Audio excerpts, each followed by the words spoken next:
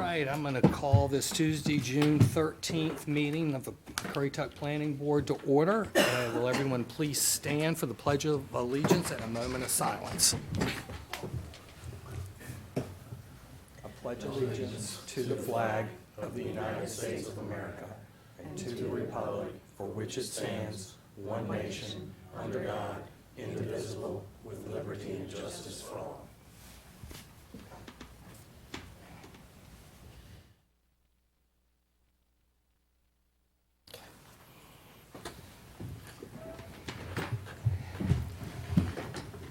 At this time, I'm going to ask for any disqualifications on any items on the agenda, if anyone would have a conflict.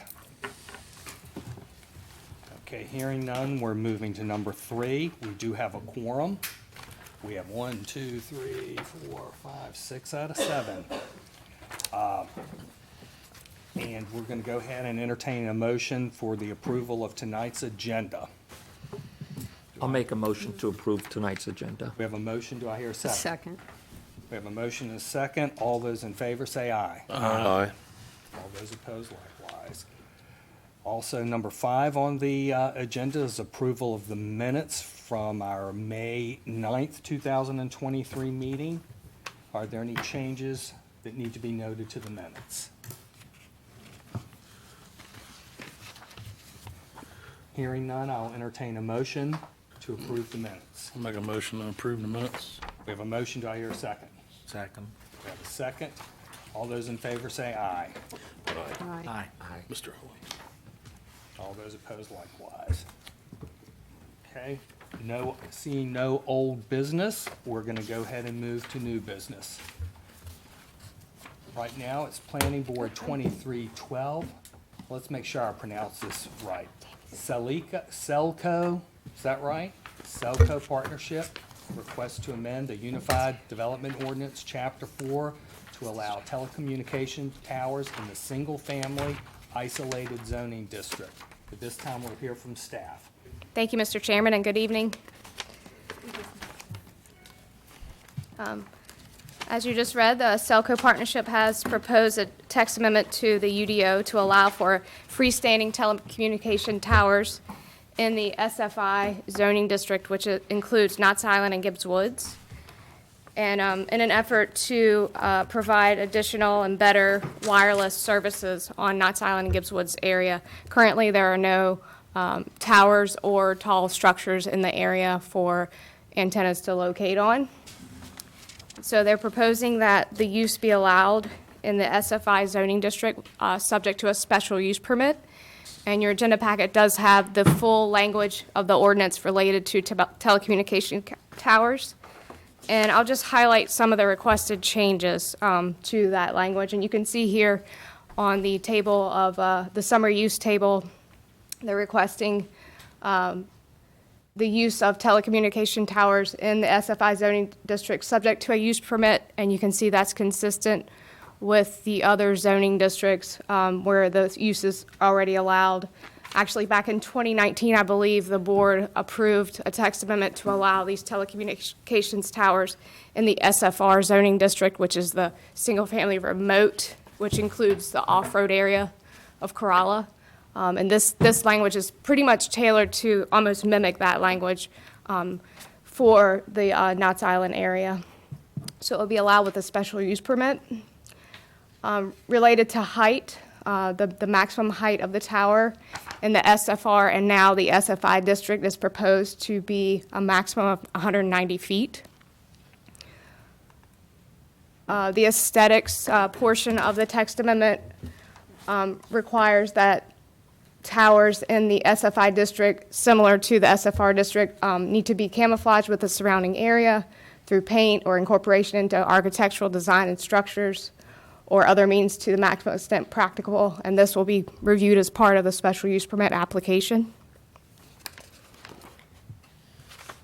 The separation from other towers, they're proposing that there would be no tower located within 3 miles of an existing tower in the SFI zoning district, so you won't have a proliferation of towers in a certain area. It would be just for the purpose of providing coverage, better wireless to the the residents of the district.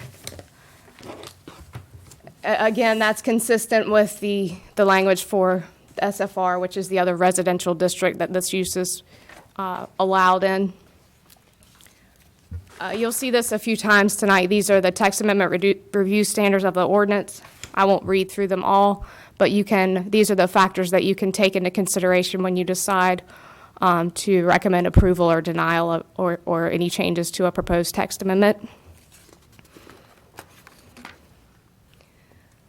Staff believes that the request is consistent with the Imagine Currituck 2040 vision plan, the land use goals about encouraging development to occur at appropriate locations, and a policy action of OKG, which stands for Off-Road Area, Knott's Island and Gibbs Woods. Action number 24 to improve emergency services communications. And I did reach out to Mary Beth Nunes, who is the emergency management director for the county, to get her opinion on towers. And she said, in her opinion, towers in this area, the SFI area, would be a great benefit to the public safety radio system. So the county currently is renting space on an adequate tower, but is not tall enough. Tree foliage between Mainland and Corolla Towers degrades radio signals, causing problems every spring and summer. That was Mary Beth's comments on the application. And so staff does recommend approval of the text amendment as it's proposed and before you tonight, because the telecommunication tower would provide improved communication services to protect the health, safety, and welfare of the residents and visitors in Knott's Island, Gibbs Woods, and surrounding areas. And that's consistent with UDO's statement on general purpose and intent, as well as the policy I previously mentioned. And adding a maximum tower height and strategic location of potential towers, the spacing, the 3-mile spacing, limits the adverse impacts to neighboring properties. And I'd be happy to answer any questions for the board at this time. We have any questions of staff? Jenny, what are you looking at as far as the appropriate locations? I mean, I only know of one cell tower so far in the 4-wheel drive area. That's behind the firehouse, pretty appropriate location. But what are we looking at? Are we looking at where there's less residential, more rural, or farmland, or is there some particular thing that you try and pick out on that? Well, the strategic location in this instance really has to do with not proliferating towers in that zoning district and having a separation. There aren't any permitted towers currently, so it will depend on when the application comes in, and the board will review that application through that special use permit process, and the applicant will have to show that the location is suitable for the tower, as well as meeting the other findings that are required before a special use permit is issued. So the setbacks on these towers, from what I understand, is 190 feet then, the fall distance of the tower, correct? Yes. Okay. So in the other areas, it looks like ag,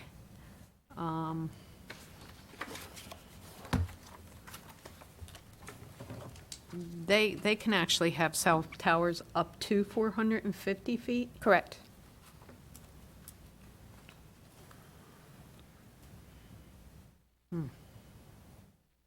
And say this tower's built, there's always the opportunity for the county to be able to rent space, I guess, potentially, or is that not a guarantee, or?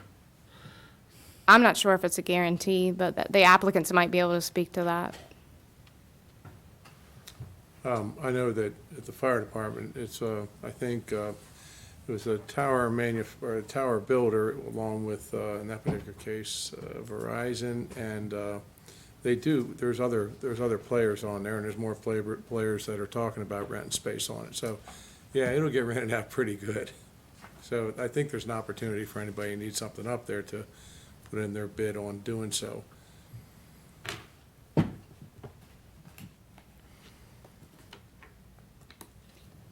That 190 feet does leave I was talking to one of the tower guys recently, the companies that built it, and I didn't understand when they said this, but they said that they 190 feet, but they can actually build them so that the fall radius doesn't go beyond 50 feet. I don't know how you do that, but that's what they told me. So it's interesting, so, because right now, the fall radius is determined by the height of the tower. But when I spoke to one of these tower builders, and not much more than a week or so ago, he said, well, we can make it so it falls within 50 feet.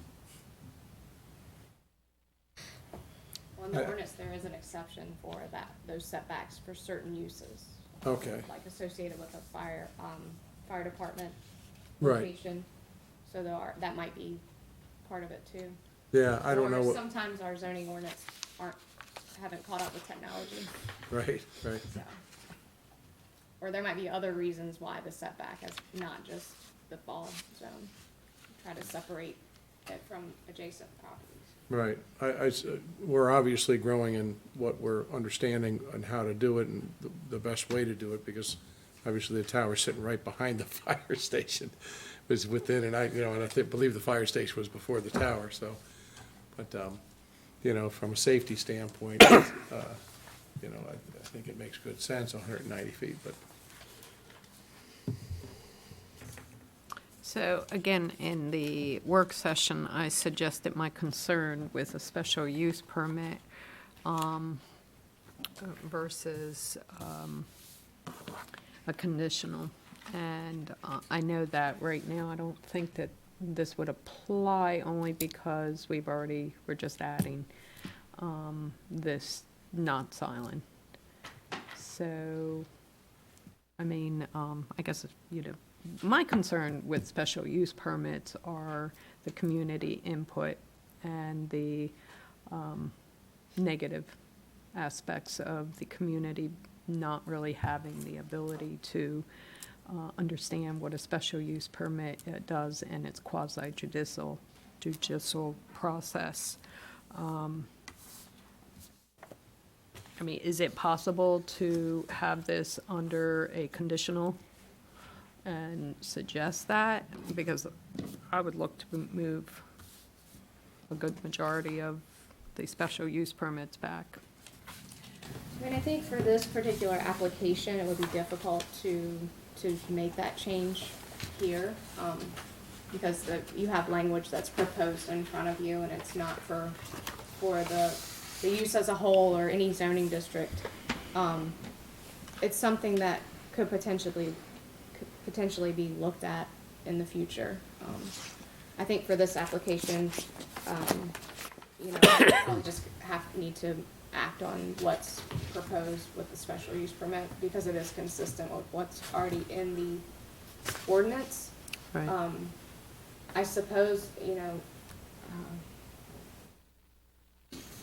changing the method of Tammy, I'm looking at you too. Are you thinking? I mean, changing the method of approval, recommending that change. I think you need to do it across the board. I think Yeah, that it would be better. where? Allow this text amendment to proceed. I think the better process here would be to allow this text amendment to proceed as the applicants have proposed it. And then the planning board could submit a text amendment to change procedure.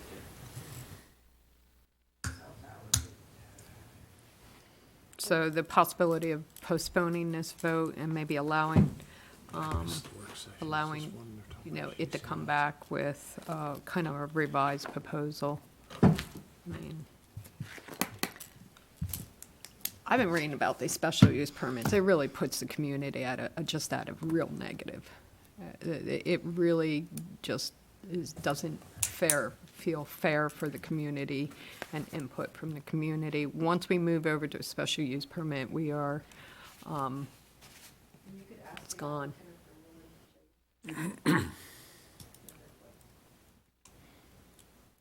Okay. Right, I think the one consideration, when you're looking at special use permits, though, it is that use covers such a broad, or that application covers such a broad use. You're bringing up excellent points, which impact a lot, and It does. It really so, does, yeah. focusing on one application, this is really, in my mind, a broader discussion that needs to be had. Okay. For sure. I mean, there are existing towers out there that have special use permits, and if you're changing the requirement for them, they're not gonna have that zoning, that's another process too, so we would need to think through that. Okay. It may be non-conforming, so it's much bigger than just. Oh, I realize that. I just figured we need to start somewhere. And I don't know. Staff doesn't disagree with that. Yeah, definitely. I just don't know that holding up this applicant while we change an internal process is the appropriate. Okay, I understand that. Any more questions for staff? Okay, we do have someone that is signed up to speak to this case, Lisa Murphy. Just give your address. Sure, good afternoon, members of the planning board. For the record, my name is Lisa Murphy. I've got an office at 440 Monticello Avenue, Suite 2200 in the city of Norfolk. And I'm here today on behalf of Selco Partnership, hopefully answer some of your questions. As staff indicated, Selco Partnership does business as Verizon Wireless, that's how everybody knows them. We're making this application because they have a need for a site specifically on Knott's Island, and currently they have no way to provide a site, right? There's no ability for co-location, there aren't any towers or tall structures there now. So in order to even proceed to find a location, and they think they found a pretty good location, we've made this text amendment to allow towers with a special use permit the way they're authorized in other zoning districts in the county. So the application, again, is for a text amendment to allow freestanding telecommunications towers in the SFI, single-family residential isolated zoning district with a special use permit. I understand that potentially you may want to look at your overall tower process in all the districts, but I would ask, as your attorney has indicated, we prefer to move forward with the text amendment to have towers allowed in these districts with the special use permit, and then if the county decides to go back and change it and make it a conditional use permit for everybody, and whatever that process is, we'll follow that process. But right now, we can't even make an application, so that's the reason for this amendment. As I mentioned, Knott's Island is the area that currently Verizon has a need.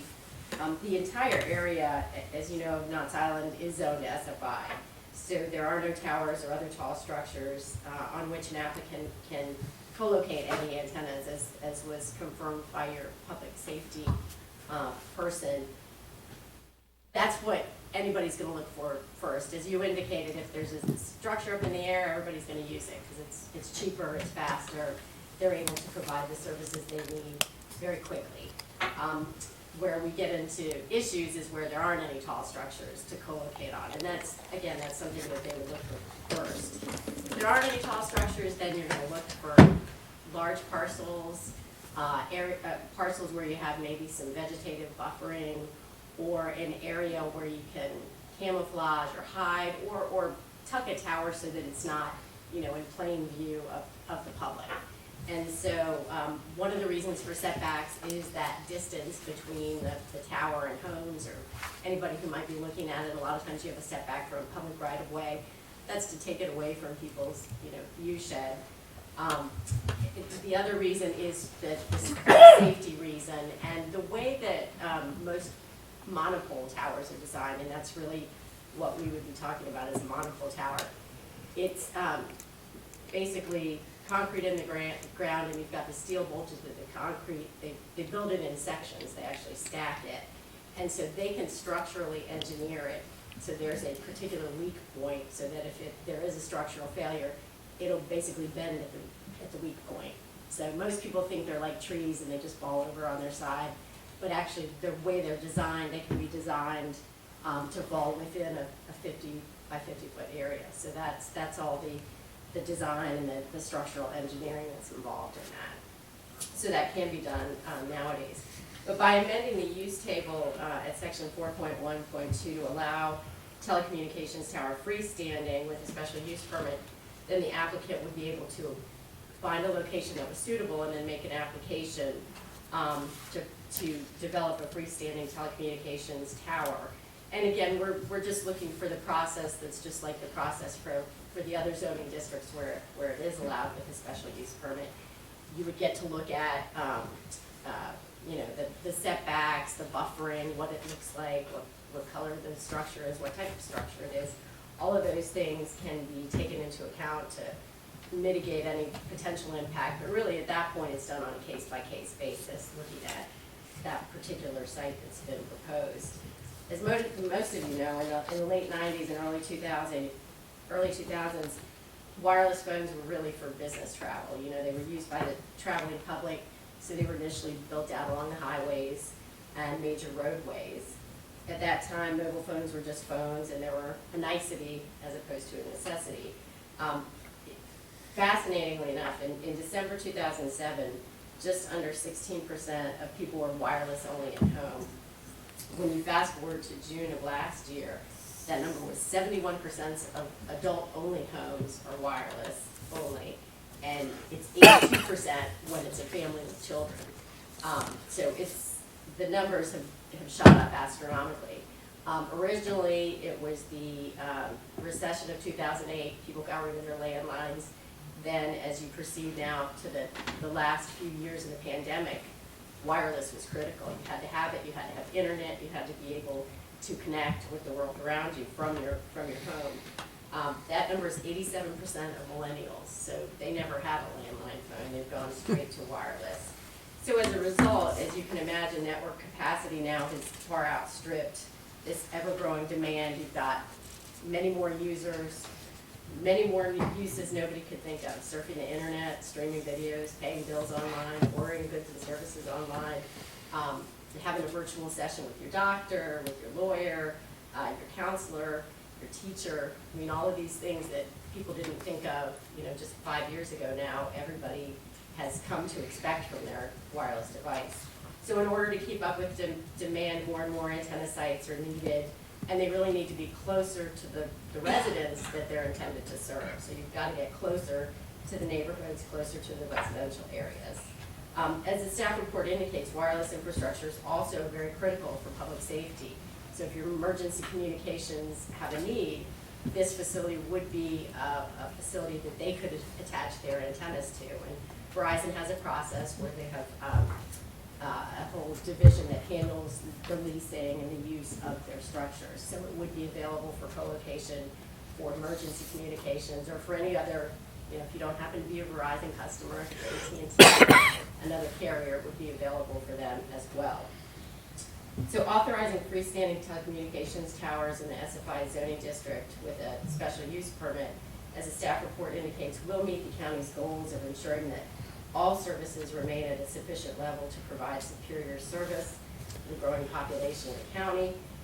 In addition, as was discussed, this type of facility, or allowing these types of structures, will also improve emergency communication services, and at the same time, you can limit the impact and mitigate any potential impact through that special use permit process, or if you decide later to go with a conditional use permit process, because you get to look at the particular application and a particular tower and the height and where it's going to be placed and how it might be appropriate at a particular location. So this just enables us to then be able to move forward to try to find a location.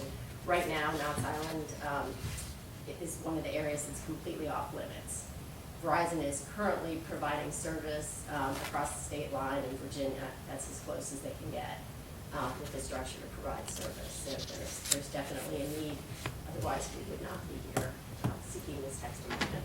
I'm happy to answer any questions. I hope I touched on a little bit of everything, but we would respectfully request that you recommend that this text amendment be recommended for approval. Okay. Any questions for the applicant? Who are you with? You with the tower company, or are you with Verizon? I actually represent Verizon Wireless directly. Okay. I'm a lawyer. Okay, And okay. I've done work for Verizon now for over. So Verizon is the force behind this change, okay? Exactly. Okay, and in Knott's Island, what type of coverage are you looking at? Is it, cell towers like radio towers, they can kind of directionally point at one area and not at another, or is it fairly omnidirectional? It is fairly omnidirectional, but they do look at where they're trying to cover. In this case, they have a hole that's essentially all of Knott's Island.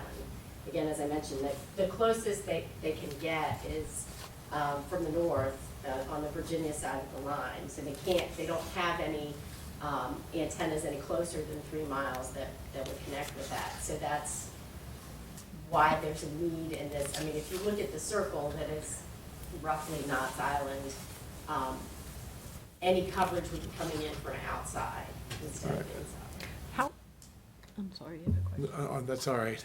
Mine's all technical stuff, just. How tall is the current tower in Virginia serving Knott's Island? So my understanding is it would be at 100 and probably 99 feet or below. So it's monopole. Is that, The current tower on the Virginia side is probably 199 foot monopole. the man, your man is rated 250, Oh, it's 250. it's 250. Okay. It's a test to put. It's a test to put tower. Okay, so I don't know if you heard him, but it's a 250 foot self-support. So then the next question I always get is, well, if you have higher towers, can you get more coverage? Not really.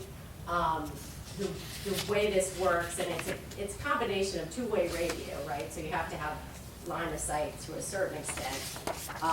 But the distance that signal's gonna go is gonna be affected not just by the height, but the foliage, as was brought up with the emergency communications, the number of users at a given time. Sometimes you have more users than other users.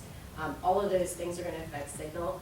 But the mature network that we have, most of the towers around you are gonna be in that certainly 250 or under 200. They like to keep them below 200 because then they don't have to have lights on them. So, and that's the other thing, that at under 200 feet, certainly at 190 feet, you can do a self-support monopole design, which is just the pole that's 3 feet in diameter at the base and it tapers to a 1.5 feet at the top. You don't have to have the guide wires or that lattice structure that some people think of when they think of towers. So again, the height is going to be limited to prevent the need for lighting, the emergency lighting, and to also, it allows for a much a less impactful type of design and structure than what you might see with the 250 foot or higher tower. And the only reason why I bring this up, a conditional rezoning really does give us the opportunity to see where it's going to be, to allow, once you put that blanket special use permit allowable over in that area, then, we really don't know where it's gonna go. And, what happens is, once it becomes into that process, I just feel like the community itself, if I'm a neighbor, I have to hire all kinds of professionals to, rebut what you and Verizon are gonna come in who have big, deep pockets. So my concern is the little person and the small community that really don't understand this goes into a quasi-judicial process that puts them at a deficiency. So that is my concern, and like I said, this is for Knott's Island. So it wouldn't be something that you would consider coming back with a conditional rezoning? I think we'd have to look at the overall impact to the whole zoning ordinance. So I think for purposes of just opening this up as a possibility even for Knott's Island, I think the first step for us was to have the towers freestanding, even put on that chart that you saw as a potential use. I'd be happy to talk to staff about whether or not all towers should be conditional uses. Typically, the way Verizon does it, the way I do it, you try to find a landlord, because they can't, so wireless carriers can't condemn property. They have to find a willing landlord. You have to find a spot that's gonna meet the zoning ordinance requirements. You have to meet any state and local requirements, and you have to be, you have to meet all your federal requirements. So it's really, it's not like building a Wawa gas station. It's much more technical. And in some ways, it's a lesser impact in the sense that you just need a, 100 by 100 lease area or a 50 by 50 lease area that's leased from the property owner. And it's a use that, some places the use permit lasts for 50 years, other places it's permanent. But typically, most people who do this are gonna wanna talk to the landlord, they're gonna wanna meet with the neighbors, certainly ask the landlord to talk to the neighbors to make sure they aren't gonna have any issues. And, we get very involved at community level, meeting with anybody who might have concerns ahead of the public hearing to address those concerns. And a lot of times, if you're fully transparent, you can address most of the concerns that people are gonna have. And a lot of it's just the not knowing, I guess the flip side of deep pockets is, we've been doing this for 20 years, so I know the questions people are gonna ask, the concerns that they're gonna have, and Verizon is an excellent example of somebody who spends the time and effort to make sure that they try to be a good neighbor and that they address the concerns that people have. I've seen situations that have gotten out of control, and that's because, somebody doesn't care about the neighbors, don't care to meet with people in advance of a hearing, so.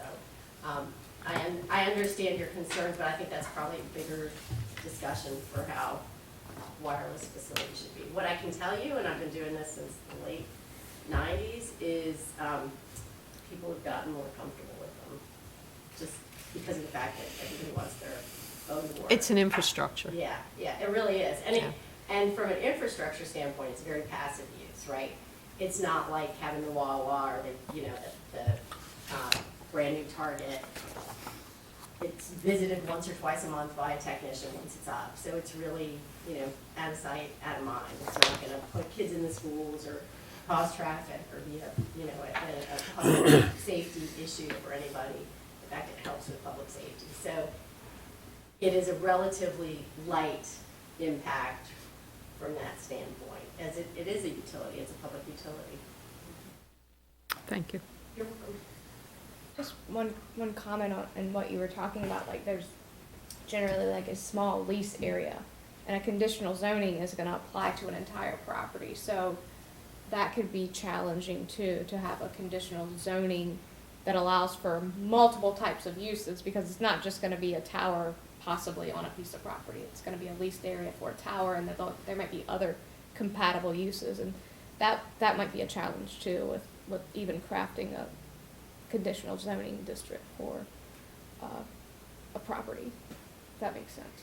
You may have a house on the property that has to be conditionally, like where you're making a conditional rezoning for a tower, but that house use could potentially change. And so you need to make sure that there was built-in, flexibility in the ordinance to change uses that didn't really rise to the level of what we're saying we need to be shown that it meets these four findings in a special use permit. Jenny, so is I heard a 50 or 100-foot footprint, correct? The fall zone can be, it can be whatever the engineers design. What is the actual footprint of the area that's being leased? Typically, it's as big as a 100 by 100 foot lease area. They Right. don't actually utilize that. Typically, they'll fence in maybe a 50 by 50, but that's to give them enough space on the ground for the other carriers that want to use the space on the tower. So Right, include right, ground right. space and tower space. So, 60 by 50 is what they tend to fence in. So you, looking at it, you're not gonna see the 100 by 100 fenced in. Nobody's gonna fence in that much, but that's typically what they lease. And then they've got an access road, or they share a gravel road. But yeah. I guess Verizon's probably pretty sensitive to the idea of, having done this so long, as not to just go into a residential area and probably strategically look for areas that would have less impact from I guess, a cosmetic standpoint on neighboring places. With that in mind, something that might be worthwhile to consider is on these setbacks is that is the area, the setback restriction really even valid sometimes, like if you're up against a national wildlife area, which is never gonna be built on?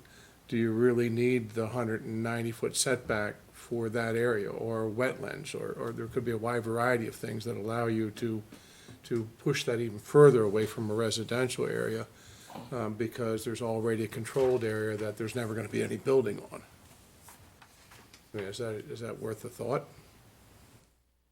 I just think it's less, I hear what you're saying about the small guy too. It's like, this takes place, it's like, oh, I've got a cell tower in my backyard now, 190 feet away, but we could probably do more things of strategic, I'm sure Verizon's doing it, strategically looking at areas to keep out of the way of a residence, you know, so it's just a thought, is that if we're bordering areas that are never gonna be used anyways, that maybe we reduce that setback to allow it to move even further away from a residential area.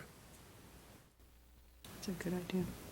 I mean, it is enough of a challenge to find a spot for a tower. Any flexibility that you can build into the process is helpful, because, you know, you may think you know the ideal site, but until you've looked in an area and figured out what's available and where you might be able to, thing we look for a lot of times is a large property with a nice vegetated buffer, so that you've got a natural, natural screening, or some distance between, the neighbors. Mm-hmm.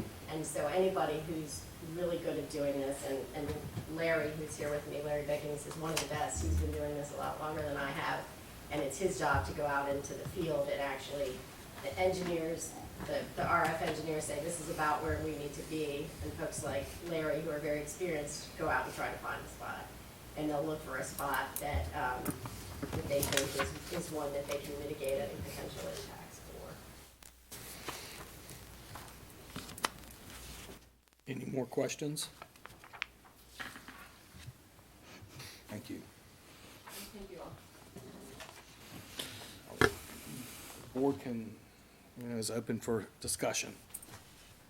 And I do want to make sure I'm understanding exactly what we've got going on here. At this point, we are just adding this SFI, correct? Correct. Which is only on Knott's Island and Gibbs Woods. Correct. Because when I'm looking at the chart here on page 8, these towers can go on ag, light industrial, I'm not gonna go high industrial, but they have to have a special use permit to go on those areas. Any other- So this is really only adding one other designation that we need a special use permit to put a tower on. Correct. And the only place this designation is Gibbs Woods and Knott's Island. Correct. No place else in the county. That's correct. Okay, I And just then want to be, there's those I want minor to make sure the tweaks. board's clear on Right, that. it's independent, yes, Yeah. right, okay. And then there's just minor tweaks to the specific standards related to towers Within in that. residential zoning. Okay. In this residential district. All right, I've got it. That's a good point, though, thank you. Any more questions? All right, at this time, I'll entertain a motion.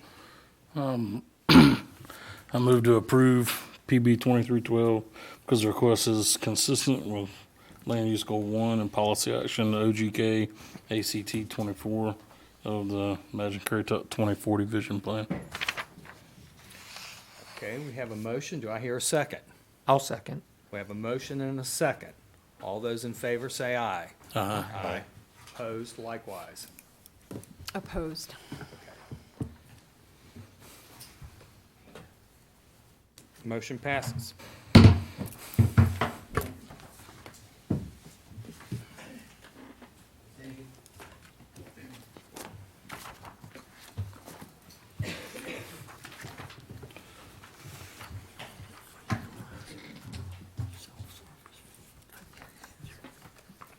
Okay, we're gonna move on to PB 2311, James D. Mims III, request to amend the UDO, chapters 3, 4, 5, 7, and 10 regarding increasing minimum lot sizes for mainland residential zoning districts, decreasing density, density calculations regarding wetlands, conservation easements, lot configurations, wetland fill, open spaces open space allowances, and density bonuses.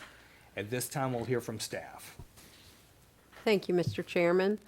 A couple of things that we'll start with before we jump into the case.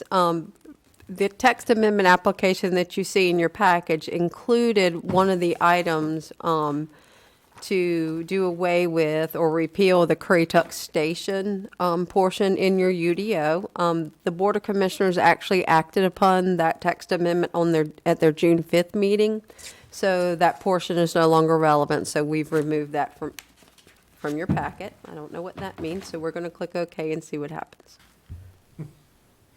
Huh. You love it. Okay.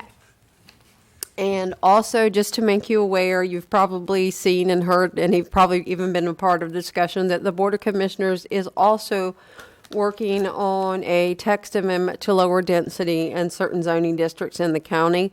That is in the draft stages. They've had several work sessions. That is totally separate and independent from Mr. Mims's text amendment. This one stands alone on its own.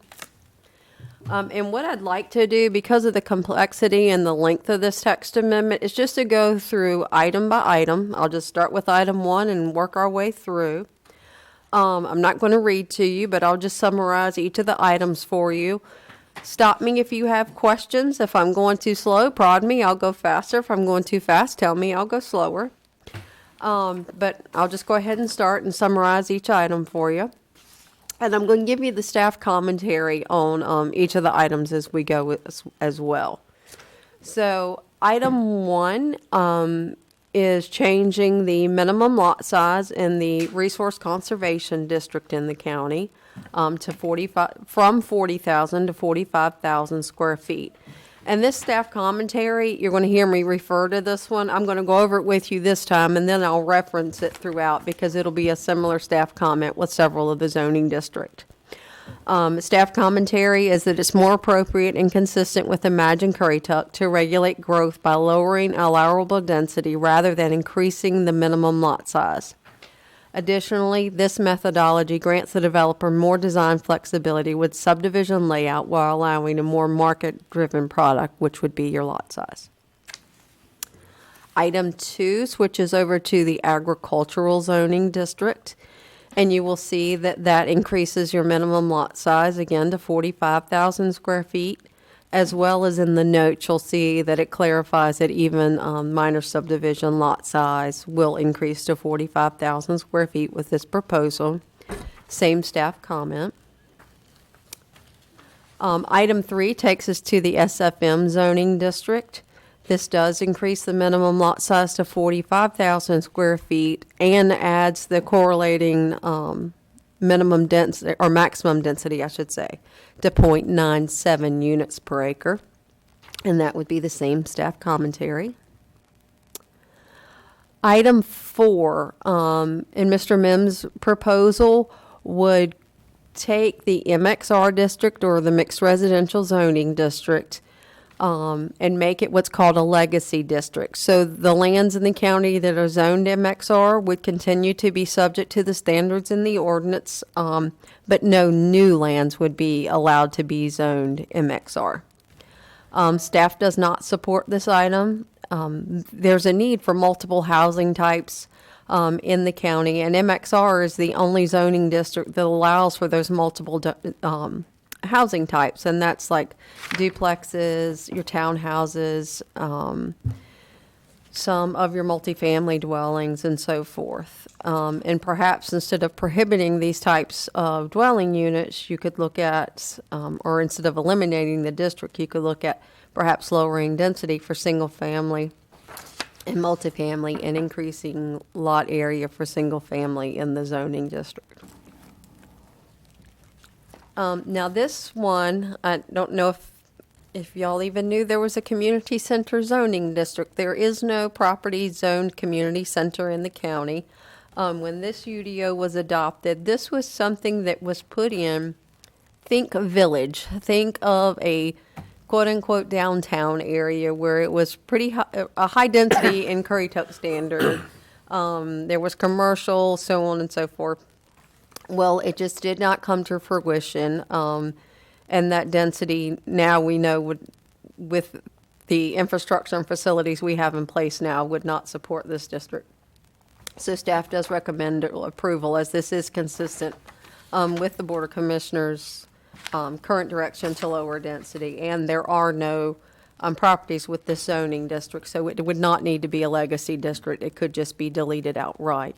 Item 6 are the standards for that district, so staff would support deleting those standards as well. Item 7, what it does for the planned development district is saying that lots can't be concentrated, or if you've heard us talk about like an open space subdivision or something like that.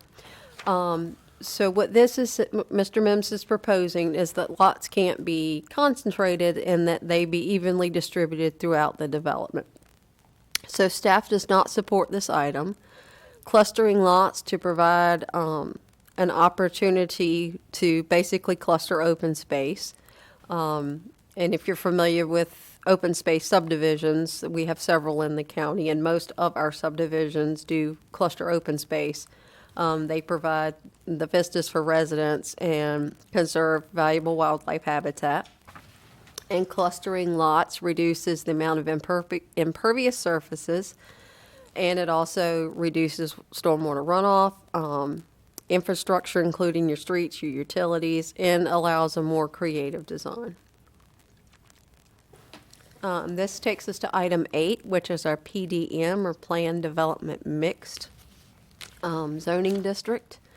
This again increases the minimum lot size to 45,000 square feet, which puts the maximum density at a corresponding 0.97 units per acre, and that's the same staff commentary as the other zoning districts.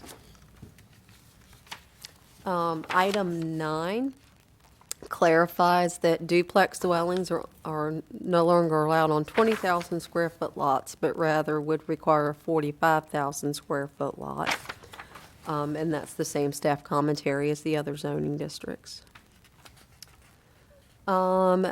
This is similar. Item 10 is for accessory dwelling units. And this would specify that accessory dwelling units now require a 45,000 square foot lot. And that's the same comment as the other zoning district. Item 11, there's a section in our ordinance in Chapter 5 that's called Incentives for Sustainable Development Practices. So if you do a certain number of development practices that are considered sustainable by our ordinance, and you can see, I put a few of them in more in your packet than you can see here, then you're allowed to get bonuses. Well, one that is most often used is a density bonus. So you get a density bonus of 1 unit per acre above that which is allowed if you do a certain number of items from Schedule A and a certain number of items from Schedule B. And as you can imagine, most developers tend to take that density bonus and use that. Staff does recommend approval of this request. It is consistent with the board's direction to decrease density, but it does still offer bonuses for developers to incentivize sustainable development practices. It's just not the the density bonus. There are other bonuses that they can get. For example, you can get a height bonus, or you may be able to reduce your parking, or some other bonus like that. So there still are bonuses there. Item 12 excuse me, takes us to Chapter 7. And this is when we start talking about what can and cannot be counted as open space. So Mr. Mims is proposing that environmentally sensitive lands and stormwater management site amenities, so another fancy name for drainage ponds, not be allowed to be counted as open space. So you'll see those struck through in the language and then added to the section called not counted as open space. But one of the things he is asking to be added that I want to call your attention to is at the end of 2F, and he's saying that these items must be placed in a conservation easement prior to final plat approval. And then, because we would be removing those items as allowed in open space, there is a chart, this is still the same item, it was just too big for one slide. There is a prioritization of what items have to be included in open space, so those items would just be removed from that list of how you prioritize open space. So staff does support requiring wetlands and other environmentally sensitive features that are listed to be placed in a conservation easement. However, staff does not find it logical to not allow them to be a part of open space for the enjoyment of all property owners in a development. It is worth considering permitting a certain percentage of stormwater management devices to be allowed in open space. Some developers use stormwater ponds to create walking trails, fishing, viewing, kayak launch platforms, etc. that are enjoyed by property owners. Okay, item 13 deals with fill of wetlands. Mr. Mims is proposing that no wetland fill be allowed. So you'll see that that's been marked through there, and staff does not support this request and recommends that allowance remain, or that authority remain with the U.S. Army Corps of Engineer. And some wetland fill is permitted by the North Carolina Division of Water Quality, but typically it's the Army Corps of Engineers, and we're recommending that authority remain with them, because although filling of wetlands is mitigated by them, sometimes road crossings at minimum have to be filled and permitted by the appropriate agency. Item 14 is a lot requirement, and that's just clarifying that family subdivision lots have to be 45,000 square feet. That is the same staff commentary as the other zoning districts earlier. And I believe in your packet, you're going to see an item 15 that's a duplicate, and I apologize for that. That was my error. It was renumbering for me. There, you'll see it. If you'll just ignore that one for me. Item 16 in your packet is the Currituck Station text amendment, and that has been removed since the Board of Commissioners already approved that. So what I would like to do now is take each of these and walk you through the land use plan, or Imagine Currituck, and tell you where the staff commentary came from out of the land use plan. Do you want to ask me any questions now, or go through this and then see if you have questions? Okay, I'll keep going. All right, so of those that we talked about together, items 1, 2, 3, 8, 9, 10, 14, and 15, we've kind of clustered those together. And those are the ones that we talked about, that is staff's opinion that it's more appropriate to regulate through density rather than increasing lot size. And the vision statement of Imagine Currituck says the county maintains appropriate development densities and discourages encouragement into areas that impact natural assets.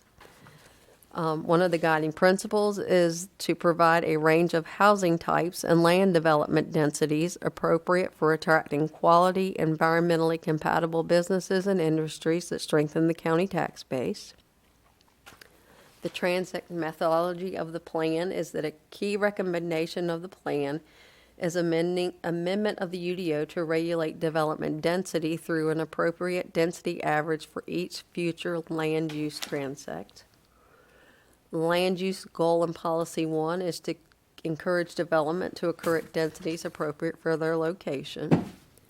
And land use goal in policy 1.5 is to preserve farmland and open space by protecting historically rural areas using more compact density requirements for new development that discourage and help prevent urban sprawl. So staff did not support item 4. to not allow the MXR zoning district, and we talked about that not allowing the different types of housing units. And many of the Imagine Currituck transects, you've heard us talk about like G2, G3, G4, they actually encourage a variety of residential development that provide a variety of housing types.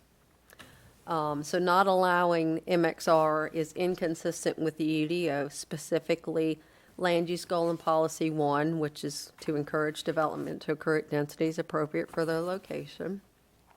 Infrastructure and County Services Goal and Policy 5, to prepare to meet the demands of the growing senior population. Infrastructure and County Service Goal and Policy 5.1, support the development of diverse senior housing, including active adult retirement communities, assisted living facilities, nursing homes, granny flats, and accessory apartments. Okay. So now we're looking at item 6, and that was the community center that we supported deleting that zoning district, and that is consistent with Imagine Currituck through that land use goal and policy 1 that spoke to densities being appropriate. Infrastructure goal and policy 1 that speaks to sufficient provisions and services to support associated growth and development. Infrastructure and County Services Goal and Policy 2, to continue to provide satisfactory public safety, law enforcement, emergency management, and response services. Infrastructure and County Services Goal and Policy 3, to continue to provide satisfactory public water and wastewater services in a fiscally responsible manner. Infrastructure and County Services Goal and Policy 7.2, to continue to enforce the adequate public facilities ordinance regarding schools. Infrastructure and County Services Goal and Policy 8, to ensure that all public services remain at sufficient level to provide superior services to the growing Currituck County population. And item 7, staff did not support not allowing the clustering of houses. And because it is not consistent with the land use goal and policy 1.4 that says protect the uniqueness of the county through preservation of farmland, wooded areas, open space, water views from the road, walkways, and other public spaces. Economic development goal and policy 2.1, protect natural resources, open space, and biodiversity through a variety of conservation methods, including but not limited to open space preservation, land acquisition partnerships, and managing coastal resilience issues.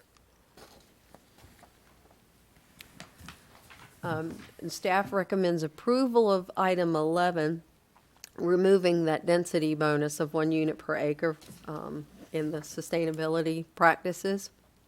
Land use goal and policy 1 regarding appropriate densities. Infrastructure and county service goal and policy 1 regarding sufficient provision of services. Infrastructure and county services goal and policy 2. That was the providing satisfactory public safety and law enforcement emergency management. Infrastructure and county service goal and policy 3. And that was the one that continued to provide satisfactory public water and sewer. Infrastructure and county services goal and policy 7.2, continue to enforce the adequate public facilities ordinance. And infrastructure and county services policy 8, ensure that all public services remain at a sufficient level. Staff recommends partial approval and partial denial of item 12. Staff does recommend approval, again, of placing the environmentally sensitive features in a conservation easement, but not allowing these features in open spaces inconsistent with the land use plan, specifically these sections. Conservation is a citizen priority on both the mainland and the Outer Banks. Economic Development Goal and Policy 2.1, protect natural resources, open space, and biodiversity through a variety of conservation methods, including but not limited to open space preservation, land acquisition, partnership, and managing coastal resilience issues. Parks and Rec Goal 1.4, explore opportunities for partnerships with public land managers and conservation energy agencies to allow more public access to outdoor recreation resource areas. And staff recommends a denial of not allowing the wetlands and environmentally sensitive features to be part of open space. This is continued from the previous page. Preserve rural character through preservation of water views, open space farms and pastures, woodlands and forests, and wildlife habitat areas for hunting and fishing. And finally, continue to require new development to construct pedestrian walkways, multi-use greenways that connect to external adjacent residential, commercial, recreational, and open space areas. And staff recommends denial of Article Item 13 regarding jurisdictional fill. And that is the estuarine systems, instances of non-coastal freshwater wetlands are extensive in Currituck County and are regulated by the U.S. Army Corps of Engineers. These are your text amendment review standards. Well, I just went too far, didn't I? These are your text amendment review standards, and I will be happy to answer any questions, and I'm going to back all the way up to item 1. And if you have any questions, we'll go right to that item and we can discuss it. Thank you for your patience and your attention. Can, just to simplify things a little bit, Absolutely. can you tell me which items staff recommends Okay. that approval? What, right? It's all right. Is it on the, Yeah. It's on the it's on the sample one. motion sheet? It's never on the mind. motion sheet if you want Okay, to go. perfect, thank you. Or I can pull them up on the screen, however you'd No, like to do that. that's fine, that's fine. I just, want to make sure we can kind of streamline it a little bit. Okay. Just item 1 I couldn't find, but I did think I found it.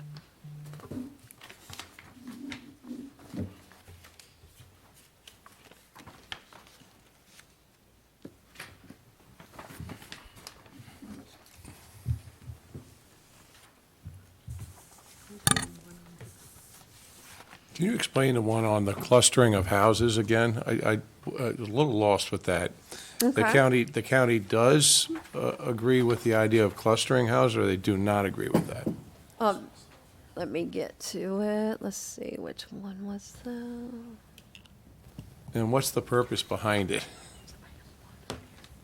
Okay, so it's item 7, and Mr. Mims is proposing the language to say that dwelling units within a PD district may not be concentrated and shall be evenly distributed throughout the development. So in a typical development in the county, you'll see houses clustered together and then a swath of open space. And what this is saying, as opposed to that, you would see the houses evenly spaced apart and not clustered together. And the county agrees or does not agree with The that? county does not agree with that. You'd rather see them clustered in open space. Right. And why is that again? Clustering the lots and having that open space, that generally allows, depending on the size of your development, but that generally allows your vistas for your residents, it allows your wildlife habitat in a lot of the developments. It reduces the amount of infrastructure you need, your roads, your water, your sewer, those kinds of things. It reduces stormwater runoff because you don't have that infrastructure. And it allows for more creative design from the developer. Instead of just having a sprawl of a development, you could have a more compact development and more open space. My only worry on that is down the line a ways, if somebody says, well, we want an amendment so that the open space can now be a residential space, and now you're really clustered because you've used up the open space. I mean, could that be changed down the line? I mean, somebody can come back and say, I want to build on the open space now. No, No, because you if it's can't. open Okay, space, so there's it's open provisions, there's space. provisions in there that don't allow you to do that. Yeah, like if you have an open space in your subdivision that you live in right now, you couldn't come get a permit for a residential lot. That would be increasing the density of the subdivision, and you couldn't do that. It just can't be done. Right. It's not a residential lot, it's open space. You had mentioned something about the allowable density sometimes actually increases the lot size, or how does that work? Like allowing more density, it doesn't, in the work session, we had talked about allowing the density to occur, but still have the lot size larger? Like, it doesn't make sense, but. Well, if you have 100 acres and you set a density, Right. and then the developer can choose the lot size, I mean, you could have a minimum if you want to, because that's typically what you do, but I'm not understanding, I'm sorry. Do you remember, Kevin, what we were talking about? We had said something in the meeting that, in our work session, that allowing density, I guess it gives it more of that open feeling for the areas that are just left natural. You Right. understand what I'm trying to say? Yes. Let me give you an example. If you guys are familiar with the River's Edge subdivision, Right. we did a study on River's Edge, and River's Edge, the lots range from about 18,000 to 30,000 square feet, but they are clustered, like you were talking about the clustered development. Because of that cluster development, I believe it was 184 lots in that. We did a study because originally that subdivision came in as a traditional subdivision with acre lots, and it also rendered the same amount of lots, almost the exact same. When you look at density, you can control how many lots are on an acre, so you're looking at the entire parcel, and it controls, you do that math to figure out how many houses you can get on that parcel.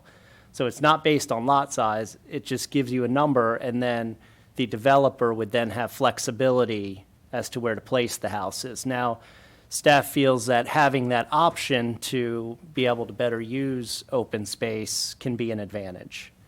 So some lot sizes could actually be larger Could- like, if, 100 acres, they're able to use 1,800 square feet, what's this, the smaller, and they can still do a 2-acre lot in there. Correct. The way it usually works is a zoning district will have a minimum lot size of which you cannot go smaller.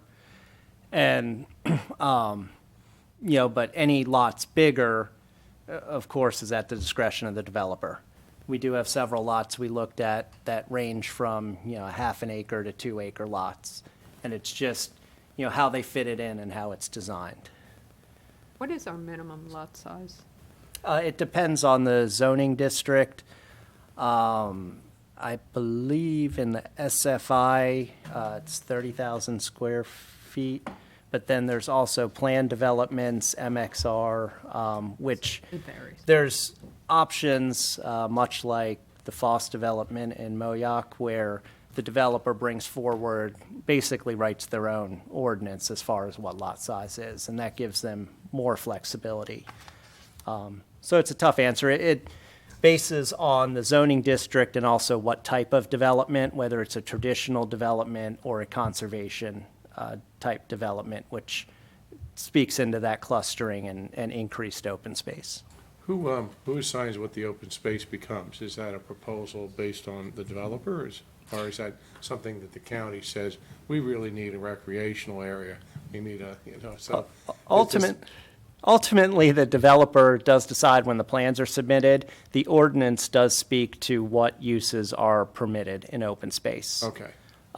So certain uses, active, passive recreation, water features, wetlands, it does give a list of what's permitted and It'd what's be a little not. bit nicer if the county could actually have an influence The based county on what our- does, what our- when the subdivisions first brought about, the Parks and Rec director is involved, and the Parks and Rec director decides in the beginning if they want to take a fee in lieu of open space, or if they want to take an amount of open space in the development based on a calculation, based on the number of lots and the value of the lots. So Parks and Rec can say, you know what, I really like, they wanted a lot, an area, I won't call it a lot, they wanted an area in Lotus Ridge, but to this point, almost all subdivisions, they want the fee in lieu of open space. They don't want the space in the development. And just to expound on that, the allowable uses in open space are active recreation, passive recreation, public facilities, conservation lands, and farming and forestry. Those are what our ordinance specifies can be in open space. So somebody still benefits off the open space, other than the people who have the cluster of houses there. So a farmer can come in and they can lease that space out so he's making money on the open space after the fact. That is a permitted use, yes. I don't know how often that's used. It's a handful. But it is permitted. Is it? Okay. And then the Okay. homeowners association eventually owns the open space, so. I'm just speaking selfishly from where I am in the Outer Banks part, along the beach there. We just, we've got so many young people who are trying to own their own business, do things, and some of the open space is really not conducive to this generation having something to do there. There's no softball fields. There's no lacrosse fields. There's hardly any public basketball courts. That's why I was kind of interested as to who's deciding what gets done with the open space. I mean, I would believe that the county, if they looked at it pretty closely, could say, "Boy, we're really hurting for this here. We're getting a lot of input that we need something of a active recreation in this area." But yet, this is dictated by those who are the developers and not the county.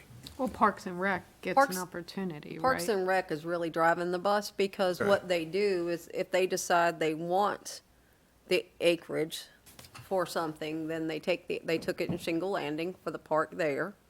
Or in the majority of the subdivisions, they take the fee in lieu of the park land, and then they use that money to build whatever the facility is in that district. Okay.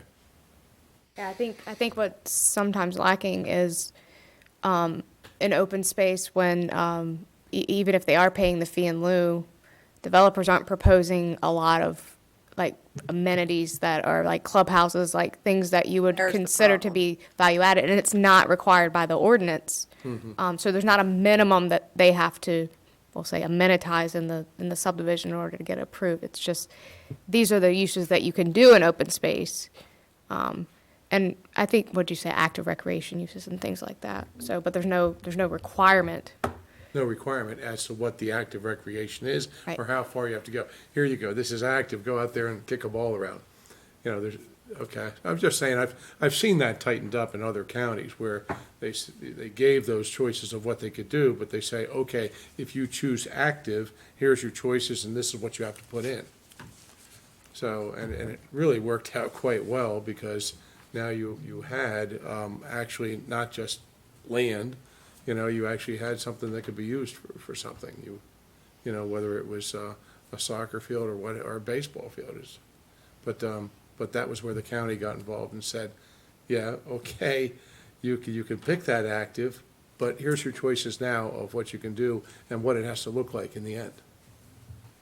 I don't know who maintains something like that anyways. Is it the developer that has to maintain it?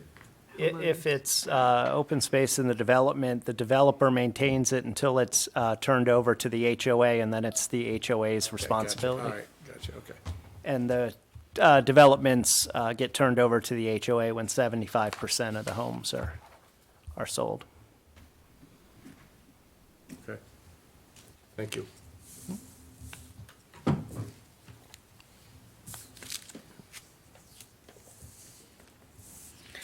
Any more questions for staff?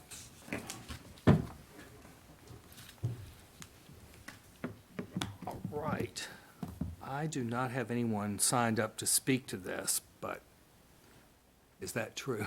Well, I thought as the applicant, I was told to be here to present the motion. That's fine. I didn't know how to sign up. That's fine. It's fine. I thought that would be fine, yeah. Come on up, Mr. Mims. Just state your name and address. Okay. All right. James Mims, 105 Chestnut. Rather lengthy, so I apologize. So basically, I want to begin by thanking the staff, the board, and of course the residents, friends, and families that support this text amendment. Without each of you, I wouldn't be standing here today. I'd like to address the goals, the reason for the request, and what this all entails. For far too long, from my first time a few months ago, I watched the Board of Commissioners transition from statements that, quote, "We need rooftops. We did a survey, this is what the people asked for. So our hands are tied, we didn't want this," to now we're committed to reduce density. I'm sorry, but genuinely, the residents, at least the ones I'm speaking about, do not feel the commitment. We feel the commitment took too long. And even today, as I read some of these responses, I'm concerned. What the Board of Commissioners have told me and what the board has told the people is the problem lies within the UDO and within the rezoning. This text amendment addresses the UDO and is within preservation of traditional rural character. Today I present a text amendment that supports the people of this county, the little guys, and no longer puts the developers first. Whatever we have been doing in the past has not worked. If the text amendment presented has some aspects that don't allegedly align with certain aspects of the land use plan, I can assure you that nothing that's been done recently that I've been away, in my opinion, has been in preservation of traditional rural character. If the current UDO was written to preserve traditional rural character, it has failed. Let's start with the first proposed change to minimum lot size to 45,000 square feet. One of the land use policies, plan policies goal is 1.1 Northern Mainland, foster growth and development while maintaining a distinctive natural environment, wildlife habitat, natural beauty, critical areas, and rural character of the community, farms and pastures, open space, forests, and farmland. According to the study by the Vermont National Resources Council, and I can provide that study, larger minimum lot sizes limit development densities in districts where the preservation of rural character, agriculture, forestry, or environmentally sensitive areas is a goal. If lot sizes are too small, natural resource protection will not be accomplished, and it will make farming or forestry impractical and/or not economically feasible.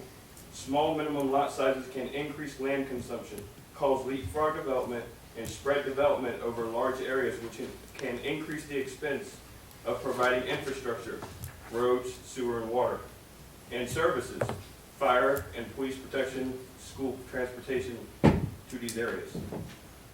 Page 2, second paragraph under staff recommendation.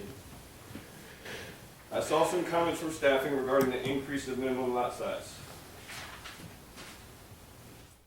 It is more appropriate and consistent with Imagine Currituck to regulate growth by lowering allowable densities rather than increasing the minimum lot size. Additionally, this methodology grants the developer more design flexibility with subdivision layout while allowing a more market-driven product lot size. That was their quote. I asked, what about a 1 acre lot isn't marketable? Even so, that is not the problem of the citizens. It is a problem of the developers and the builders. Marketability is not an issue at all with all the growth that we've seen. Not one bit. People are moving to a community where in this small area plan, it states Moyoc is a destination for people seeking a more rural living experience. It also defines rural as a sparsely developed area where land is primarily used for farming, forestry, water-dependent uses, very low-density residential uses, and open space. We are the sportsman's paradise. Let's put the residents first. Do seniors truly understand what they're saying if a minute amount state we don't want to cut a 1 acre of grass? We don't want 1 acre lots. Do they truly understand that? Do those seniors understand for their grandbabies they can't just put a pool anywhere they want in these new 35,000 square foot lots such as Eagle Creek? Do they understand there's no putting a large tool shed, man cave, whatever you want to call it, wherever you want on those tiny lots? Or are we just allowing them to say they don't want to cut the grass? Next, decreasing density to 1 unit per 45,000 square feet. Low-density residential zoning ordinances are implemented to limit the density of dwelling units per unit of property, such as an acre. Advantages include less congestion, neighborhood traffic, noise, and degree of privacy that isn't always available in densely populated urban areas. We have got to get a grasp on density. This is another key element to this text amendment and to addressing the rural character we're on a fast track of transitioning from. Moving forward to prohibiting environmentally sensitive land and lot area calculation for density. Simply put, it's not land that can or should be developed following the approval of this text amendment. Therefore, it shall not be included in total lot area. This continues to carry on the commitment from the Board of Commissioners to reduce overall density. Moving forward to the request for conservation easement requirement. The goal is to protect habitat for birds, fish, and other wildlife by limiting residential and eliminate industrial or commercial development in these areas. The easements prohibit alteration of the natural land, conversion of native grassland to cropland, drainage of wetland, and establishment of game farms. Next, I'd like to explain prohibiting the concentration of lots. By single loading project streets, so essentially putting the housing developments on maybe the right-hand side of the lot of a street and leaving the left-hand side for your open space. A developer can create visual connections to open space from each and every residence and for users driving, biking, or walking through their neighborhood on a daily basis. These projects have been done in rural communities within Minnesota.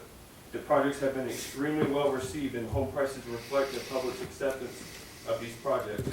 In addition to the visual connections, their use in open field situations create visually appealing foreground meadows, treating people to entering a development to views of wildflowers, or horse grazing. Next is the removal of mixed residential. According to an industry expert, Daniel Nord, an architect, I can provide the link for his study. Mixed-use developments are a major building block of what some have called high-density sprawl, which features high density and tall buildings but few connections at street level. Strong automobile orientation, i.e. everyone comes and leaves by car, and an overall lack of urbanity. I've read that staff does not support line item 4, intended to remove MXR zone property. When did rural community become a habitat for duplexes and apartments? Again, we're moving away from the rural community and into city atmosphere by allowing communities of apartments and duplexes. I promise you, those commissioners, city council, whatever they are just north of us, had these same visions or thoughts. Every one of them were telling their constituents, quote, here we go, we're supporting our seniors. We're supporting our workforce. We're providing starter homes. Look at them now, fleeing the very growth we're headed for. Moving on to prohibiting the fill of wetlands. According to the National Wildlife Foundation, a study conducted by them, the staff recommended a denial of item 13 regarding jurisdictional fill of wetland. According to the National Wildlife Foundation, filling one parcel of wetland may seem harmless, but the damage adds up when several property owners in a watershed also begin draining and building. That's why conservationists are very concerned that the Army Corps of Engineers permit program is helping to nibble away the nation's precious wetlands. Wetlands are the filter for our water ecosystem. We use a wealth of natural products from wetlands, including fish and shellfish, blueberries, cranberries, timber, and wild rice. Some medicines are derived from wetland soils and plants. According to the National Wildlife Foundation, when wetlands are filled, the water that made them wet has to go somewhere. If it isn't seeping back into the basement of the house built on the former wetland, the water is likely leaking into formerly dry homes of downstream property owners. Let's be honest here. Are we going to really sit here and say that we're going to allow the fill situations for road crossings, or are we just preserving this for the next developer wanting to pump wetlands for future development? Removal of site amenities from open space calculations. The direction and importance of removal of these items again is to maintain the commitment to reducing density. By removing these items from the open space calculation, again allows for more open space across the tract of land and decreases density across the proposed development. And lastly, the density bonus. A density bonus is an incentive that allows the developer to build more housing units or floors on a site. It's just that simple. We're not doing that anymore. Board, please, let's take a step in the right direction. Give the people what they want and approve this text amendment. We don't have impact fees. We don't want a Norfolk, Virginia. And I know deep down, you know what's causing our taxes to continue to rise each and every year. It's development. Let's get a grasp on this growth, not fill this new school that's soon to be constructed, and truly preserve what remains of our rural character. Approve this text amendment and put the needs of mine and your families first. Thank you. I'm going to go back to your opening statement because we had talked about this in the work session and you just touched on it. Number one, you talked about the UDO, which is what we're dealing with right here, and complicated and so on and so forth. We know that. Number two was what happens with this board a lot of times. This is what happens, and this is why we're getting burned, from what I can tell. We get a rezoning request in front of us, and they give us a plan that it's like, okay, we're going to do a house per acre, septic tanks, not tying into a sewage system, county sewage system or a private sewage system. We approve it. We rezone the property under no conditions, but we rezone it. And then later what happens is it comes in front of us as possibly a townhouse development. And then we, from what I've gathered, and staff can, if I'm wrong, this is what I'm hearing from people, once we rezone it, under the thoughts that we're gonna, this is what's going on the land, on the property, then we've backed ourselves in a corner. So you spoke about conditional rezoning in your opening statements, and that is something that is being talked about everywhere now, because that is something that's a little simpler, because when somebody brings something in front of us and we go, well, that's, not a high-density development, that's got agricultural feel to it, and you hold that developer or that applicant to those standards, as opposed to just approving it, thinking that there's a promise being made, and then we're in trouble.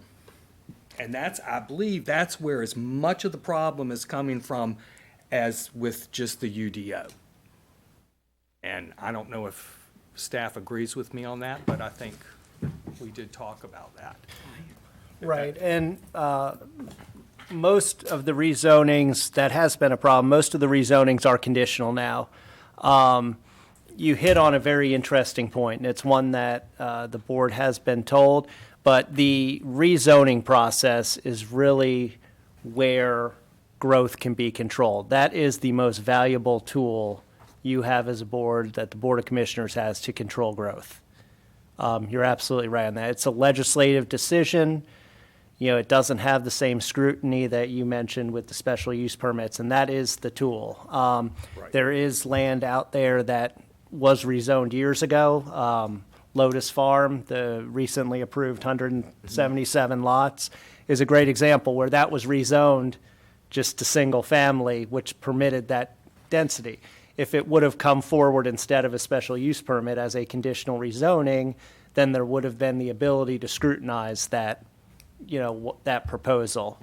I don't know if I'm answering your question, but you're hitting on a very, that is very something true that- statement, that rezoning is where the power to really control we that rezone development is. under plans that we see, and we think that's wonderful. This is exactly what the county needs, and then we've rezoned it, and then by law we're backed into a corner, because I believe what it is we even with inadequate facilities, we still have to have a plan. Once we've rezoned something, I think we have to have a plan within 2 years to deal with that increased population.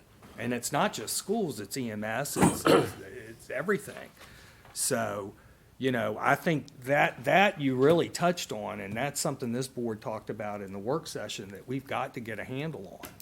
So I just wanted to bring that up because that's very, very important. And it's something that's a lot simpler that we can, everybody ought to be on the same page with that. But I'm just wanted to say that, so. Shut me up. And a correction I wanted to make to the staff report, if I may. Mr. Mims triggered what my mistake was in the staff report when it duplicated in the last page where it duplicated family subdivision lots under general lot requirements. The other one was supposed to be the definition of density in the same chapter.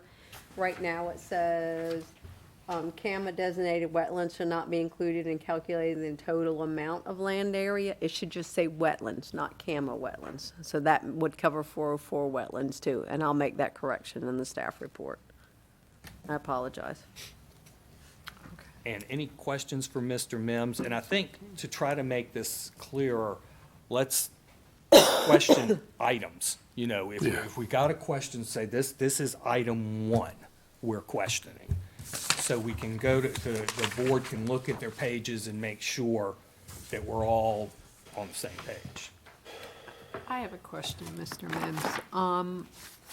I do believe that the commissioners are actually hearing you. And I believe that they are trying to accommodate lot size. Are you working with them on any of these text amendments that are here? No, I just try to voice my opinion.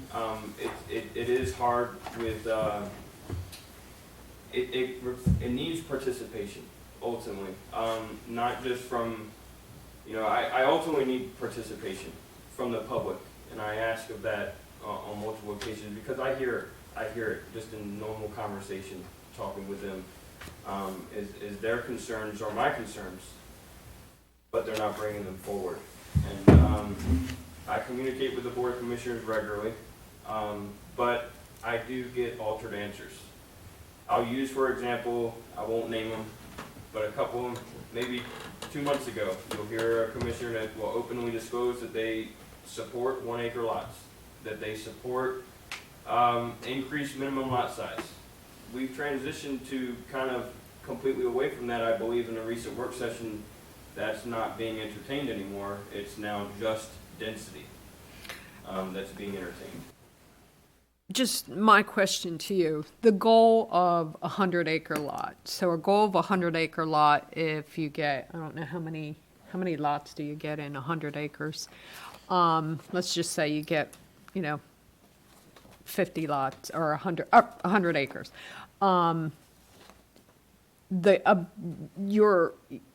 You're looking for that, are you looking for the infrastructure? Obviously, we have a major problem with infrastructure. Our taxes are going up because of infrastructure, not necessarily 100 lots on 100 acres.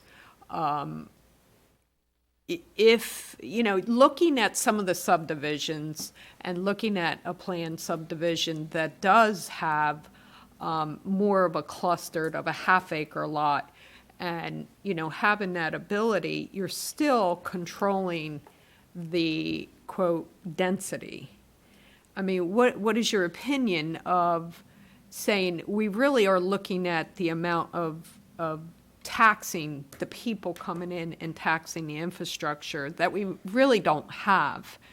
I mean, do you really, some of what I believe that the staff has recommended does make sense, because we're still trying to keep the goal of actual item, person. I want to bring people here that are going to contribute to the community, right? That are looking to live here. I Right. don't feel that anybody coming here to live in Foster Homes is coming here to live here. I think they're coming here to visit and work in Norfolk, Virginia, and work in Virginia. I want people that are going to come here to contribute to their communities. that are gonna live on 1 acre, whatever lots they want. I'm not saying that every lot has to be 1 acre. When was the last time we saw a subdivision with 2, 3, 4 acre lots? My mother and I grew up on a 10-acre lot. That was just a normal thing back then. Maybe that's not the normal thing now, but just asking that, that we take into consideration that, hey, you're living on a 1 acre lot is a normal thing in a rural community. I mean, nothing about Moyoc right now is rural, to me, and in my opinion. When I drive through Lotus, when I drive through Fost Homes, when I drive through Currituck on the Sound, I don't see open space. I don't see open space when I drive through Fost. I don't see any of it. I see a bunch of townhouses, and I see people that aren't really looking to live here. I hear that from the community as well, is that these people are not looking to live, they're looking to reside here and work elsewhere. I mean, I live on a 10-acre parcel, and, I mean, we don't necessarily have the jobs here. I love the rural community here. I love, where we're at, but I mean, I'm not sure we can control where people are working. I feel like we're moving away from a rural feel of a community. That's just in my opinion. That's just how I feel. As time goes on, the lots are getting smaller. We're getting more dense, and that's just the reality of it. We're getting more dense, more housing, less acres on a house. Look at Eagle Creek. I mean, you've got sewer problems. You got schools that are overcrowded. And we really do have issues, and they need addressed. And just I don't have all the answers. I don't disagree with you. I'm not perfected in my answers. I just know that something needs to be done, and what we're doing is not working. Because ultimately, I don't want to see my kid is going to school. Both of my children will be going to one of these schools in the next 2 years, and that school is going to be built probably in the next 2 years. And if we don't get a grasp on this density now, that school will be filled before it's erected. May I say something? I don't, whether the staff answer or you answered, but I'm thinking this density approach, it doesn't mean more houses. It just means the same amount of houses in a smaller area, and there's open land. Now, does it look as pretty? No. I mean, you got to look through the open land to see all these houses that are crunched down together, and that's not attractive to me. However, you kind of bashed a little bit at one point, I thought, is the starter home. And one of the things I remember when one of these developments was proposed to us, and it was clustered with open area, was that you could get a price range where a young person can actually buy a house for a change, because the price of houses out here has, as they put it, if I remember, they said, you're not touching anything for less than $500,000. But if you're clustering homes, or you're building smaller homes, or even the homes, I call them, you've got something that's within the $250,000 range where somebody who did want to move here and live here, a young person could afford. I don't know who's got the best argument here, and I don't understand this whole density idea of clustering and open land versus let's just take all the land and spread you out. I mean, I'm sure the county's looked into the benefits of clustering and leaving open land, but I certainly see your argument that I'd much rather look at houses that are spread out. And because you're right, I think that the open land kind of disappears in the fact. It's not as appreciated. But I do appreciate when there's good-looking homes that are spread out. But we still need something at the end of the day for the young person to be able to get into. I don't know. Maybe there's a happy balance of both, and where you do it and how much you do it, If we've already got it in some places where we're clustering and putting these very small homes and starter homes in there, and we've already done that, maybe we kind of concentrate to that area and look at other areas that have not been affected by that and say, well, we need to be looking at minimum acreage there, and let's leave it open and rural. So I agree with a lot you're saying, but there's two different philosophies here. I don't think there's any more homes. I think it's the same amount of homes. What the county's saying is that, yeah, you can cluster them, but you're only going to get X amount of homes on smaller lots, because we're taking the rest of that, it's going to be open land. Whereas you're saying, well, let's put them on 1 acre lots. You're still the same amount of homes, you just got rid of the open land. I don't know which one's better. If we're keeping the open space, the same, right? it- If you're not clustering the houses like you said, you're spreading the lots evenly, that gives you that visual appeal when you're driving through Sure it does. a residential neighborhood, as opposed to just clustering the homes together like you said, and then leaving open space that I've never seen in any of these new developments. I don't see the open space. I hear that there's supposed to be 30% or whatever, that there's supposed to be of open space, supposed to be, maybe there could be some parks or whatever. I just don't see that in new developments. I really don't. Whereas the thing that's the negative is that you see the houses all crammed in together tightly. Yeah, I get it, I really do. I don't understand what's underlying with the count. I'm sure there's such a wealth of study that's been done as to clustering an open land versus minimum lot size and no open land. But I don't know, maybe you guys can answer to that.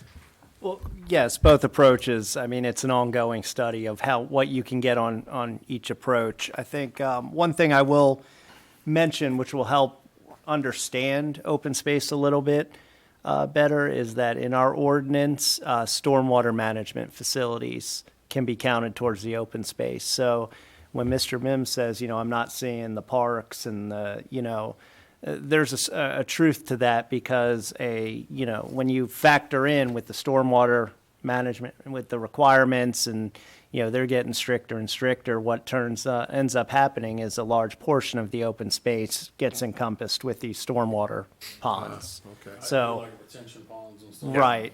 So when a development is saying, well, it has 50% open space, what percentage are those ponds, that can skew the appearance of open space and what Mr. So Mims with is. those same ponds, it's kind of confusing is how they market it as waterfront property as well. I don't understand how that works, but.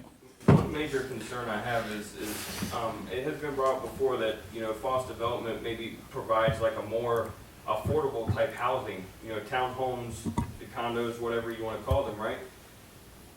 But is a $350,000 townhome, is that affordable? That just, to me, is just astounding, the pricing of the housing. And you want to say that a condo is more, some people say that those townhomes are more affordable housing and we need more of them. I mean, I don't find that affordable at all, to me. And on a 15,000 or 25,000 square foot lot, I just don't find it affordable. Is there one grand argument you have in this whole, because there's a lot here, is there one thing that really kind of trips your trigger in all this? I'm active duty, and I left for 3 years, and I came back to look at Foss Development, and that was it. That was all it took for me, was to see that in my county, where my father's worked as a fire marshal for 30 years. I grew up on a 10-acre lot. I went to great schools, and I came back to my kids are having to start school in just 2 years, and these schools are exploding at the seams, literally. I mean, whether or not moving jurisdiction over the lines will fix it, or whether an expert says that'll fix it, I don't know. But I don't know how I feel about sending my kids to those schools, to public school right now. I want a rural feel. I want to come here. I've lived here my whole life. It does not feel rural to me anymore. Mr. Mims, thank you for your service. Yeah. I was going to say too, I had talked to Mr. Kemp earlier about if this was all passed by the Board of Commissioners today, there's 1,550 lots out there that this would not apply to. So where Foss and Fleur are, you're talking almost double that size, still out there, that this would not apply to. That already have approval. Yeah, that they're haven't gra- been they're built. grand- Yeah, that's what I'm They're saying, they're already out, grandfathered. they've already been approved, they just haven't been built on. I looked at the build out for the staff report for the schools, and that was one other thing that triggered me that, hey, we gotta do something now, because I saw the build out for the schools, the projected build out, when they had the expert come up here for 177 homes for Lotus Ridge. And that was another triggering point, because he did not mention the build out. He only mentioned you know, the 2 years, what will be built in 2 years. He did not mention the build out, and that was a problem to me. And that this text amendment needed expedited. And so that's where I. Mr. Mims, I'm going to kind of work a little bit backwards here. On item 13, the wetlands fill, I just need to learn a little bit more. I mean, they're stating that wetlands really, the Army Corps of Engineers controls that. In your opinion, I mean, I don't agree with filling in wetlands either.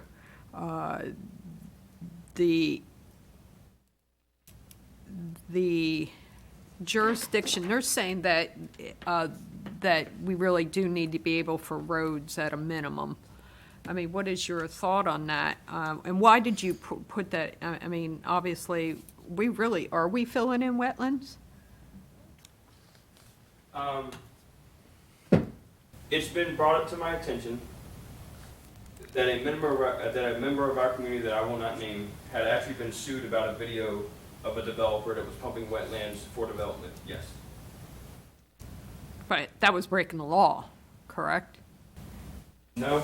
Allegedly, we have permission to do it, but Through the Army Corps, he had permission?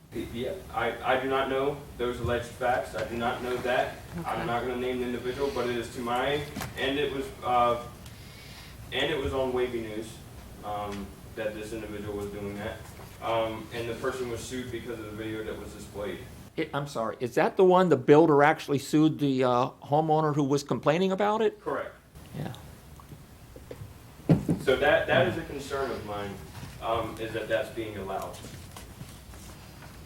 Is the county's stance on that is basically, it's whatever the Army Corps of Engineers decides to do? Are we kind of defaulting to that, or? Yeah, I It's thought so. very, it's actually very difficult to fill wetlands, and the Army Corps has to permit it.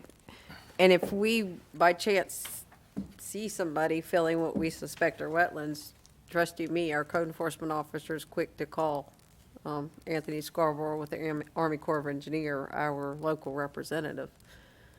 So is there like a wetlands mitigation where you can Yes, buy there's a few wetlands? subdivisions that I've worked with throughout the years that have gotten fill permits for, not necessarily significant areas, but they're allowed to fill a portion of wetlands, and then what they fill, they have to pay into a mitigation bank that's used elsewhere Right. in the state or in the maybe in the United States. I think it's a federal mitigation bank. There's a concern.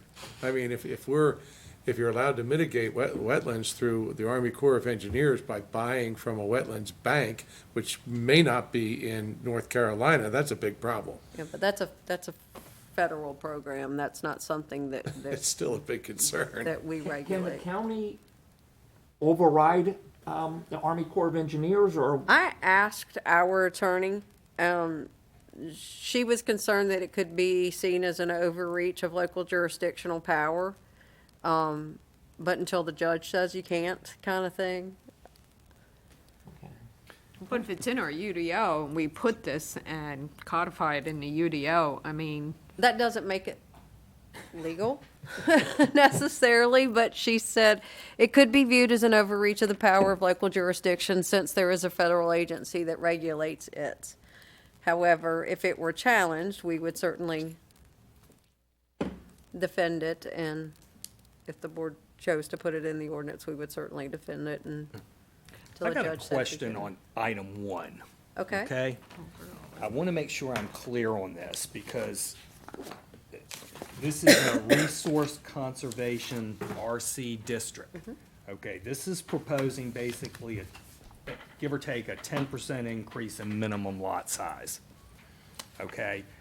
Now, that does not mean every lot is going to be 45,000 square feet. That Every- means that's the minimum lot size that's going to be computed when you look at the density computation. Is that correct? No, what That's Mr. not. Mims is requesting that the minimum lot size in those zoning districts be 45,000 square feet. In those zoning districts. In At all- this in- time, the in minimum lot size is RC, 40,000. In Okay. AG, SFM, I might have said 40, but I meant 45. in all those zoning districts we highlighted there.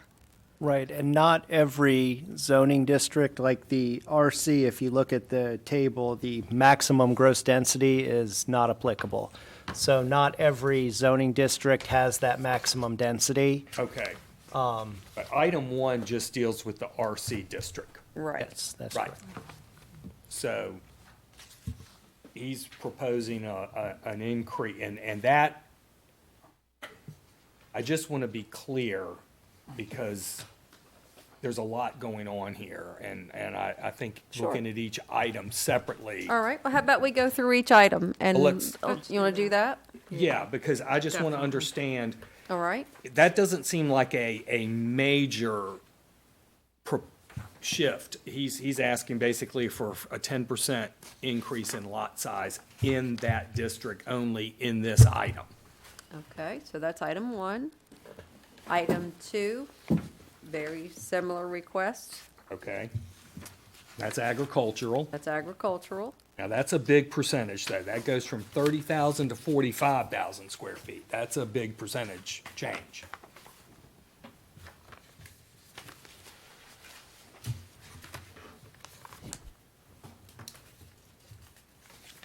Any other ones? And SFM. Basically, what the Item 3. request is to make that 45,000 square foot minimum lot size across the board, on residential mainland zoning districts. Okay. On item 3, Uh-huh, conservation subdivision development, that's a huge jump from 25,000 to 45,000. Is that because under a conservation subdivision, you definitely have more open land? that's because he wants all minimum lot sizes to be 45,000 square feet in residential mainland zoning districts. Okay.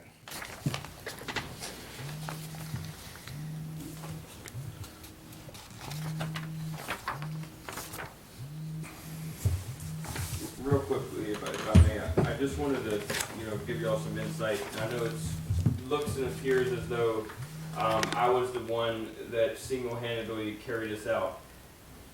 I will say that not $1 of mine went to this text amendment, not one. Now, my time was taken to put forward this text amendment, but actually, many members of the community pitched in the $300 to put this text amendment forward. This was not single-handedly my idea. This was especially part of the Currituck Civic Association that we're currently starting to combat growth in the county. That was where where this funds came from for this text amendment, and each individual stated that they were in support of this. Okay. So, that's all. Thank you. Sure. So item 1, item 2, and item 3, those are the ones that are changing minimum lot size. Any other items that have to do with just minimum lot size? There's a few, the PDM districts.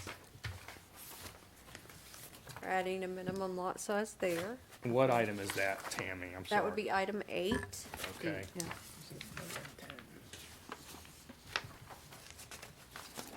Item 9.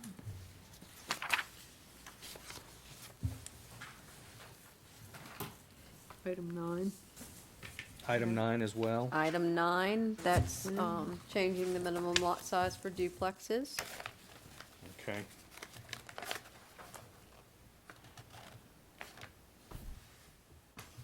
Item 10 is setting a minimum lot size for accessory dwelling units. Okay.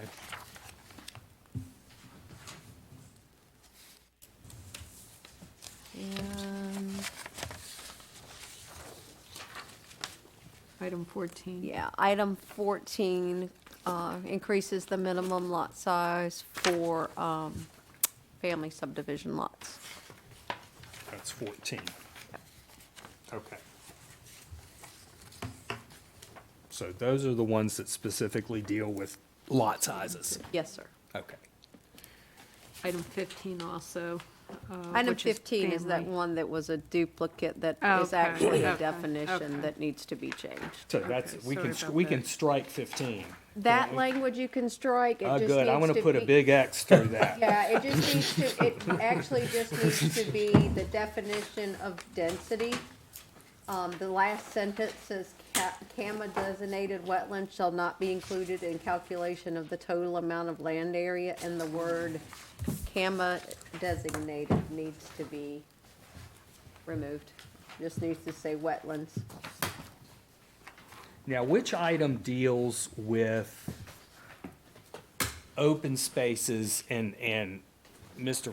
Corbell touched on this, that, you know, drainage ponds and the like should not be considered open spaces. All right, so let's look at item 12. So it's actually on 2 slides, but this is where it starts. Calculation of open space set-asides, not counted as open space, and that's your CAMA wetlands and your stormwater management. So that's item 12.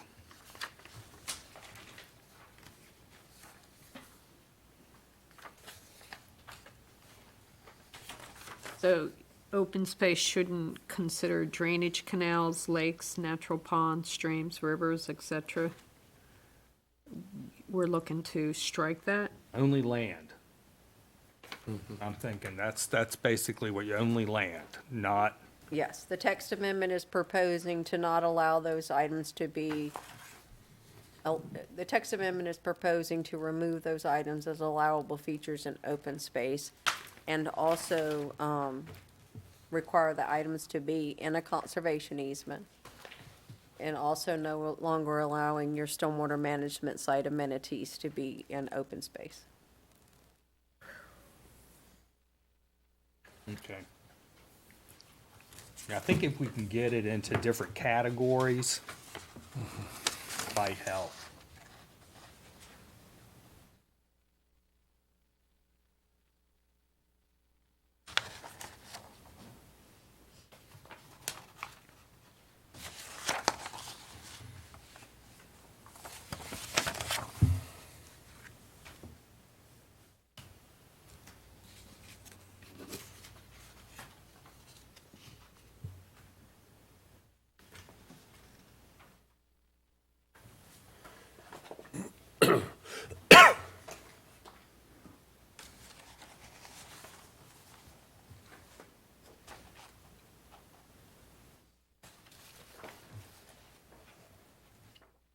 Mr. Mims, could I make a point about the whole notion of increasing lot sizes? You know that this has been tried by the county previously.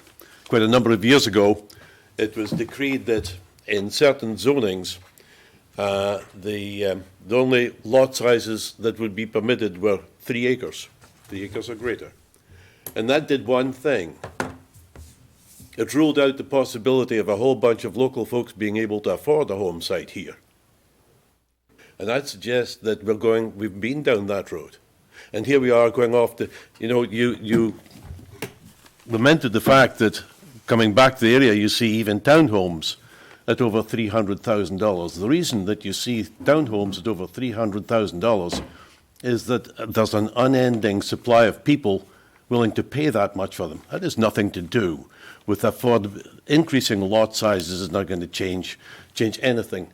What we really need, the real point, and I think you've missed it, is that we need to be looking at something to make lot sizes affordable for local people. And we can do that by normalizing a 1 acre lot, not normalizing a 15,000 square foot townhome. That's how I feel about this. When 3 acre lots, you were talking about the locals, when they were at 3 acres not being able to afford them. The locals had their homes. The only people that were coming here to buy the homes were people that weren't here. Locals already had their homes when the lot size was 3 acres. No, That didn't make them not affordable. I dispute that, sir, and the reason is that give there's a class of graduates comes out of high school every year. How many of these folks are able to stay in this county? Very, very few. There are places that are willing and want apartments and townhomes and things like that. The people of Moyoc, people of Moyoc, northern Moyoc, and where I live, we do not want apartments, we do not want townhouses, townhomes. This is not the place to put them. If you want apartments, you want townhomes, put them where you want them, at the lower end of the county, not here. That's what I'm asking.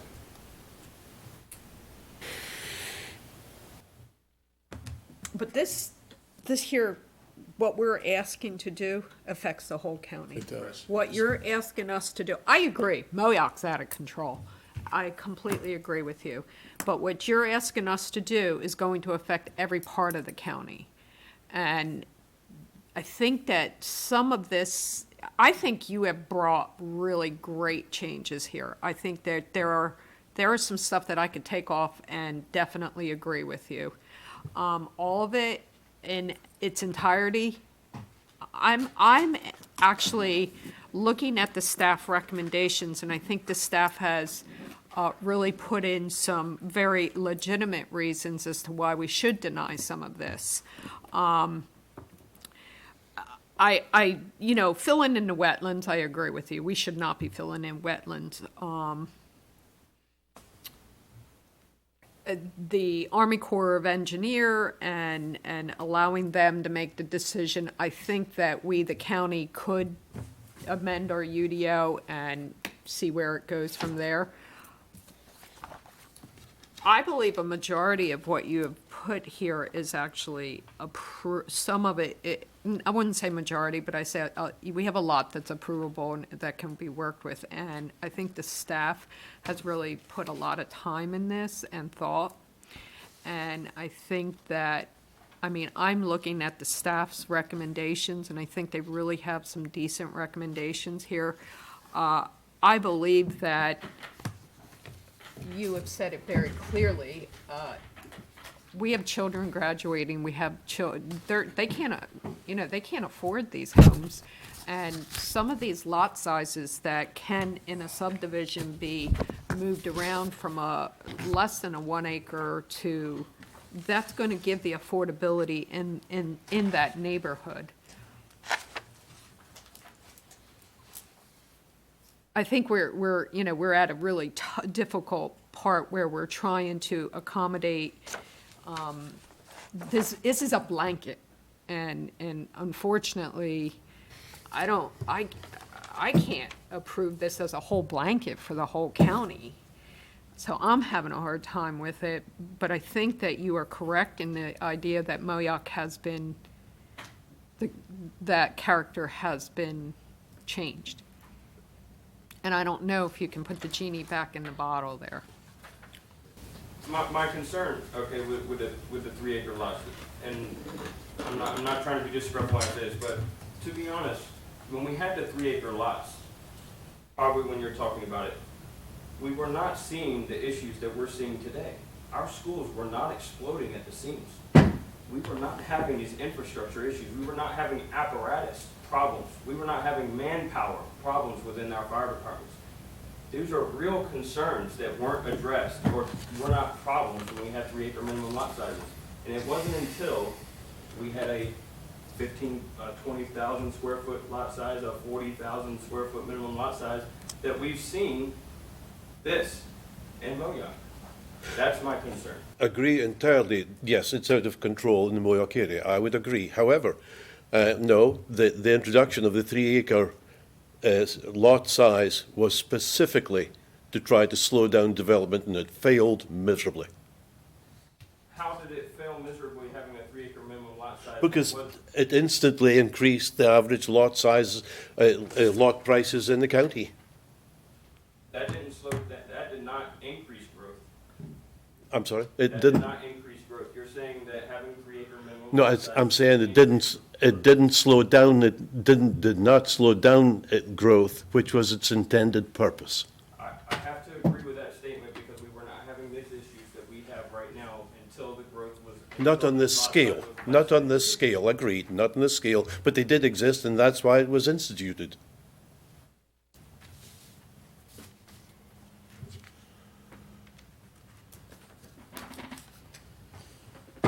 No, and I there's certainly a lot of things in here that I think are fine.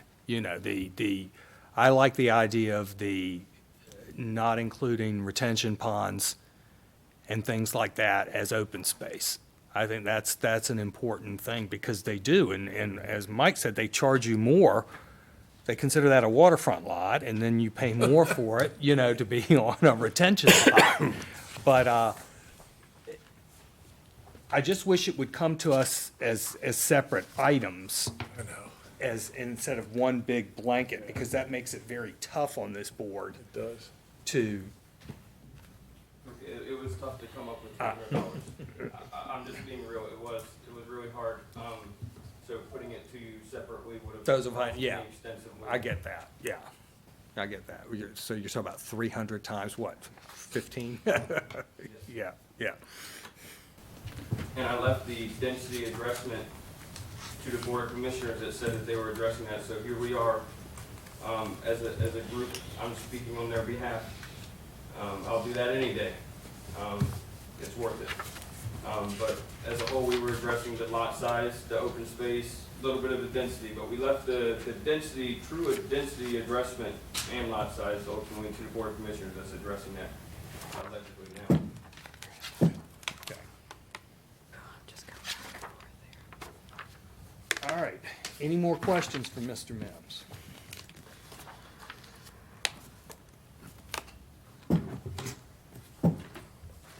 Anybody to the right of me?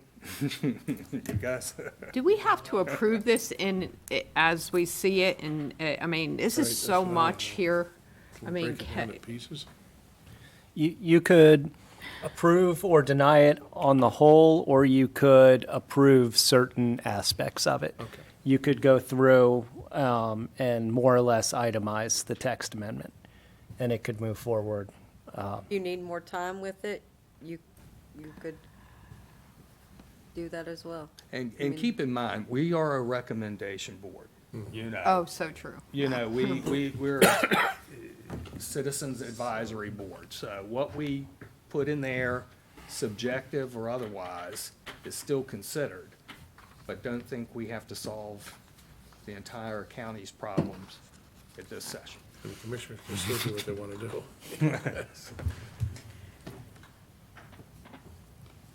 All right. I think breaking this down is gonna be the best way. I don't know how you do it in one bundle, because there's some good things in there. What I was doing is, I believe that I believe the staff really has kind of really touched on the important items. I do think that I would like to look at 13 and 12.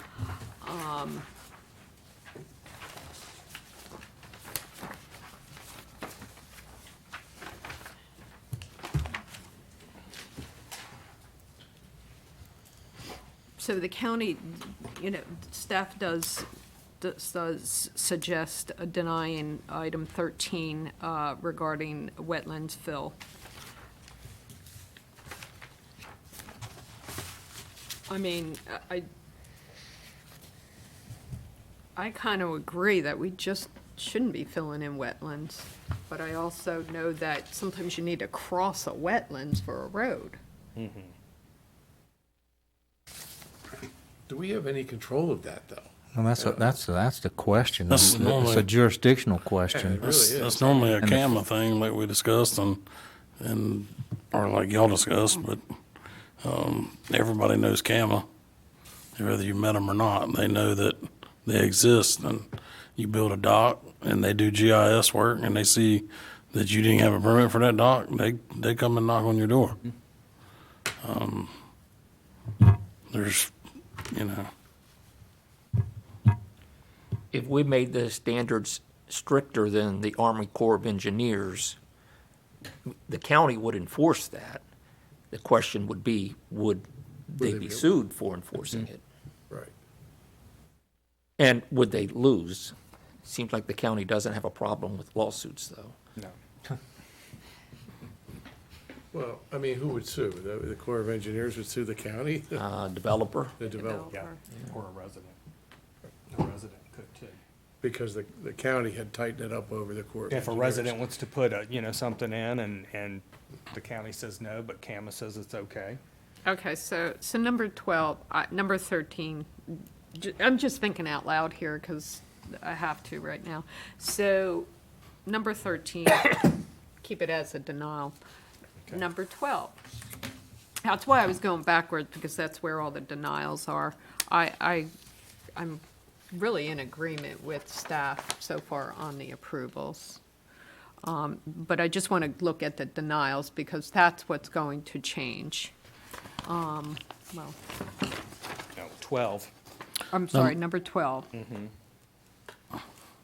Not allowing wetlands and other environmentally sensitive features be part of open space. So to But that is open space. well, to clarify my thought process, a pond or a lake or wetlands, I'm fine with that being open space.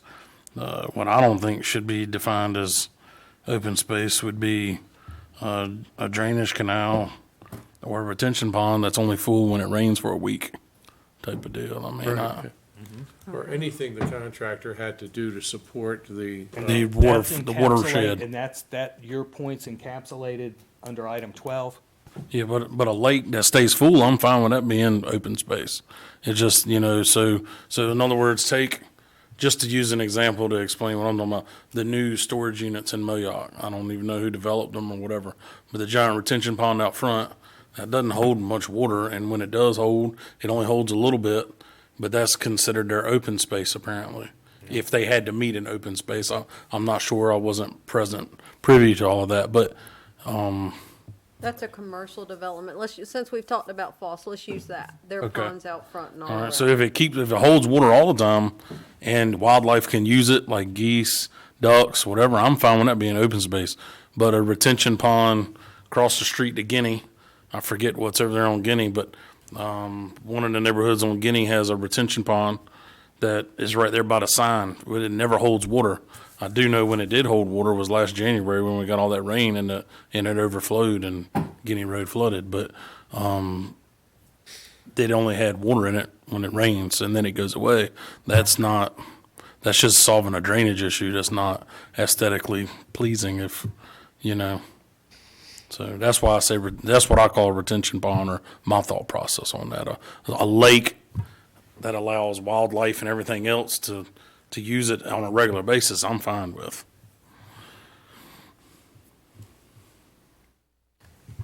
So I wouldn't mark out everything that's on that list, because I agree with, like the marsh. If CAMA allowed them to build a walkway through the marsh as part of their open space, I think that should be open space. So that's 12. That's under 12.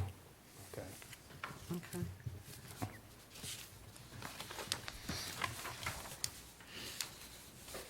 So, number 7.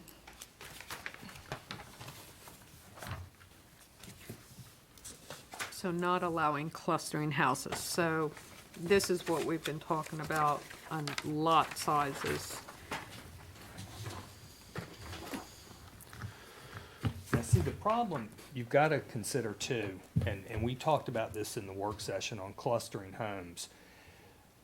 What ends up happening is the more spread out homes are, the more expensive it becomes. You've got more road frontage, you've got more water lines.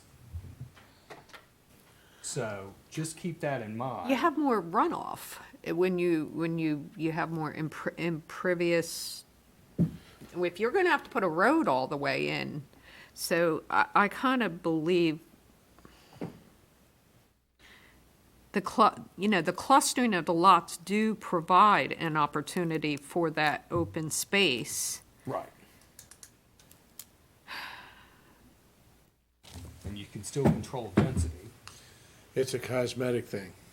You're not used to looking at it, but now all of a It's sudden. actually you look more at it. than cosmetic. Well, I know. It's more than it's cosmetic. intensive, but it's yeah. cosmetic if you're looking at open space with houses, and then Yes, you yes. look, all of a sudden, they're all jammed together.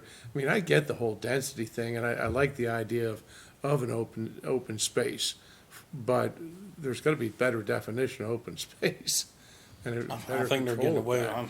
I think they're getting away with some open space stuff. Yeah, so, but But- I mean, I get it. I'd be upset too if all of a sudden there was a whole cluster of houses, right? It's just, nobody likes looking at that, but, I mean, it's a catch-22 here. It's just how you use the open space. But you wouldn't want to be the guy who's got 10 acres, and they put, you know, houses side by side right in front of you. It's just, I don't know. That's a tough one. Well, I think the cluster concept can be useful, but you can minimize some of the what you're talking about, the jam together effect by a minimum lot size there, but not make it. There's not the 45,000 square feet is a one size fits all, and I don't think one size fits all for the county. I think you can have a floor of, so to speak, to spread out with minimum lot size for cluster and also setbacks that you can implement. That would That's help with interesting. that. Yeah, I think, yeah, the setback idea is a good idea.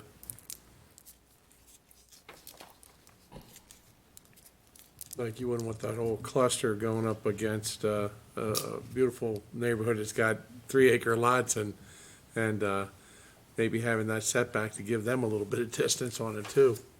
There's so many things. It's like even the type of foliage that would have to go between that, you know? So I believe you talked about it earlier, Mr. Kemp, on the open space stuff, kind of what we're talking about. The county can't determine where or how they where or how they do their open space. It's kind of up to the developer, correct? Right. You can, The county will have requirements for minimum open space, and then, you know, they have to provide, and then the county in the UDO regulates what is permitted in it and what is not. As we spoke to earlier, Parks and Rec does get a bite at the apple, whether or not they want to take in any recreation space. But really, it's the UDO and the permitted uses in it and what can be counted that drives it. As far as the design of it, how it's getting used, you know, any kind of minimum for a certain use, that's at the discretion of the developer. But does the county have to accept that from the developer? Or does the county have the ability to say, I guess unless we have ordinances that control some of that stuff, there's nothing you can do about it. You've really got to accept what they've got. Right. You know, the Board of Commissioners does have the ability to look at it on a case-by-case basis Okay. and recommend conditions and that sort of thing to some extent. But it is definitely helpful to have those requirements in the UDO. You know, the UDO, you have to remember, just like the building code, the UDO really lays out the minimum standards. So, you know, if you're meeting the UDO, you're meeting the minimum standards of development that's permitted. You know, the Board of Commissioners does have some ability to enhance certain things and to condition more. I would agree with this. Has got to be, it needs to be tightened up. I love the idea of a setback. My mind just went to say, okay, stick all your cluster in the middle there and put your open land on both sides and require vegetation because you're up against somebody who does have 3 acres and they really don't want to look at a cluster of homes right out their window. I mean, there's got to be stuff we can do. I mean, I really understand both sides of this thing. I understand how clustering creates open space, and we're still getting the density we need to get to that we want to regulate. It's just how we got there. And it may not be attractive for you to look at, but maybe there's something that can be done to how we regulate the open space. I like the idea of the setbacks. Yeah, I mean, run it down the middle, give the open space on both sides, and your open space in this particular case, because you're up against a beautiful 3-acre minimum neighborhood, is gonna require vegetation as a screen or a block. It could be tightened, it could be cleaned up quite a bit, and still hold on to the, you know, the high, not high density, but the cluster effect, because the density, if I'm understanding, and somebody correct me, the density's not changing.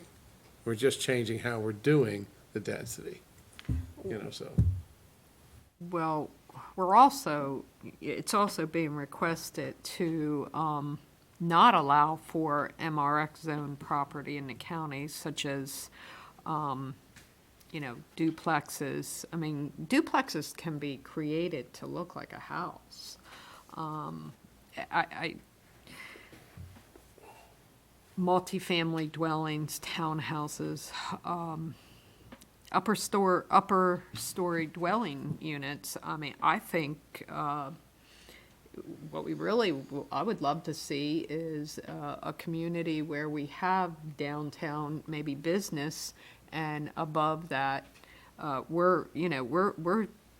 that's asking to be struck from our UDO. I just, these are big changes that, And it's full countywide. I mean, that's the only thing. yeah, we these talk are, about. You can't- if It's not we're like looking you can pick out to, your neighborhood and say, just this area.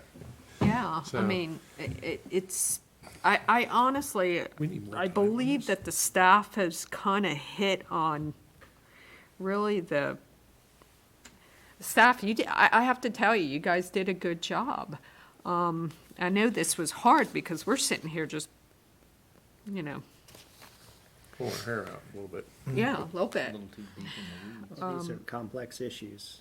They really are, and there is a problem. Can we table it and come back? We can make a motion. I mean, we can discuss it, we can approve, we can amend, we can, I think it needs a work session. or we can table and, I think we need more time, honestly. It's agree just too. so much. It's so much to take in, and it's almost like you displace one area. well, I think what you're gonna gonna find is that if you go through the items, you're gonna find that a big percentage of them have to deal with minimum lot size. Yes. They're straight across the board, they're minimum lot size, so those all can be categorized and, they can be discussed as one thing. Then the other has to do, some of the stuff like 6 and 5, staff went to approve, but I mean, if this board wants to make a motion to table and then the board can do that. I Because think. we're gonna keep going in circles if. Yeah, I No, think we're, I think Does anybody we- have we- an argument with agreeing with the ones that the county agree with? I mean, I'm kind of good with that. And it's like, it's just the denials that we're still Well, wrestling. you get some of them off the table, so to Yeah, speak. so you can The get rid ones of that- it. You can Yeah, get- the ones that the county recommends approval, get them out of the way and clean it up a little bit. That's a good idea. I That's a like that. great idea. Let's go I'd for like it. that. How do we move that into a motion here? But what do we do with the denial ones? Does that We hang table it. over? We table. We those? gotta get a Oh, can work we do session to that? come back. Can we do? oh. Is that possible? Do we want a motion, Brian? You can do start- that. It would be better to keep it all together. I don't know how you do it because there's just still stuff to be talked about. You want. Well, table- when we do, table- if we table it, we can just get together and say, okay, these are the items we will agree with staff on it. The staff, and just not, and just say, Yeah. we know that's gonna be in the motion Yep. next time. But if somebody wants to make a motion to table it, we can do Now, that. what more do you want from staff if you're tabling it? Just a little more time to think We're- through it. Yeah. So I'm writing down all my numbers here or all my stuff. And if you look at the sample motion sheet, that's kind of grouped by similar item. Yeah, it Yeah. is. Right.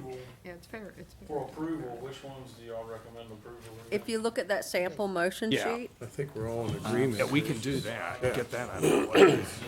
No, it's I would like to get more clarification, on, Portion of the Army Corps of Engineers or the county, because we have other places in fact, I remember us some time ago stating that whichever was tougher or stricter with, the county and like setbacks or, okay, I can call and ask, for sure. yeah, I'd like to know, because we have actually had more stringent, requirements than state on some of our, it was more to do with the beach, with the dunes and the dune setback. I remember that being we wanted something actually stricter, and we seem to be okay with that, but this here, we're just he's asking for it to be a little stricter. We're asking if we can prohibit something that's allowed by a federal agency. Correct, but we've actually done that on the beach with the And that, dunes. and that's what I'll call Army Corps and clarify Okay. that with them. Okay.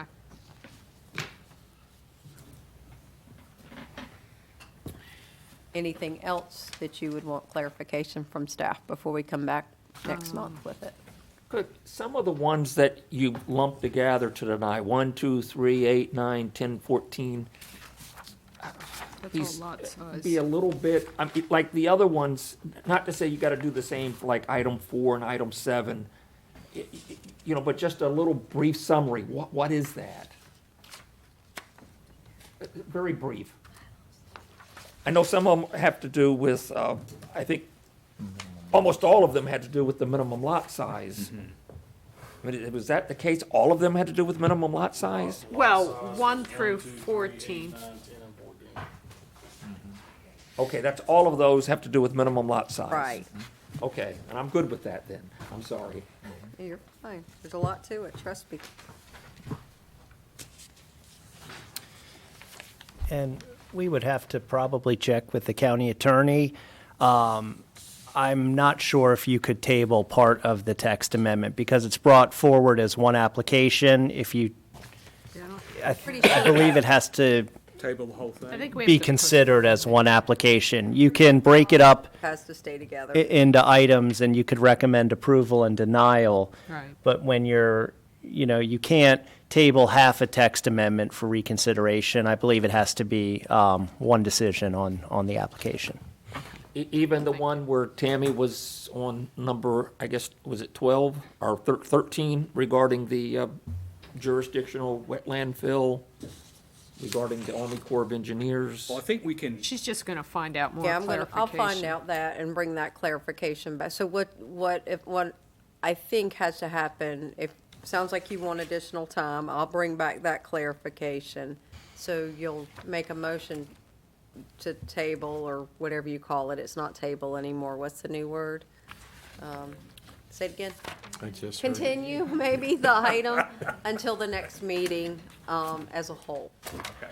since we can't really continue pieces of it. And I mean, this meeting, it was a lot to bring in, but I think we're getting a handle on it. And then what you slowly. can do is throughout the month, look over it. If you have questions, email me, copy in the rest of the board.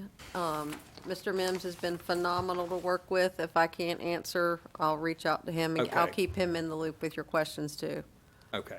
Excellent. I don't have to come back and do this again, do I? If you want to. You probably should. Just what they'll do next time is I'll be here. I just discussion. You don't have to present. If they have questions. Just answer questions, that's all. Mr. Mims, I appreciate you coming out. Absolutely. I appreciate you as a citizen coming up and doing this because you're trying to protect your I your have no county. hard feelings to anybody. I just,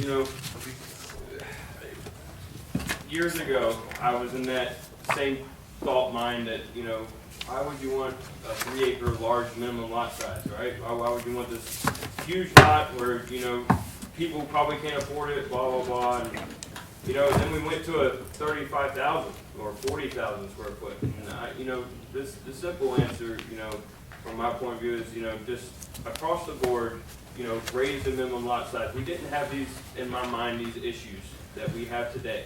I know COVID's a thing, inflation's a thing, but ultimately, we didn't have growth like we've seen exponentially until we saw the decrease of lot size, increasing of density and things like that, that believably to the citizens of the county, believe come from the decreasing of minimum lot size and things like that. So, and then what we've seen within the UDO, just through quasi judicial hearings, we keep hearing that, hey, if the UDO stays this way, we have no grounds of denial.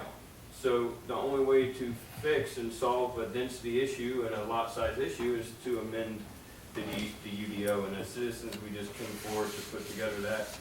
and I'm here to represent that. So, thank you all for listening to me. Thank you. Thank you. Thanks, James. Okay.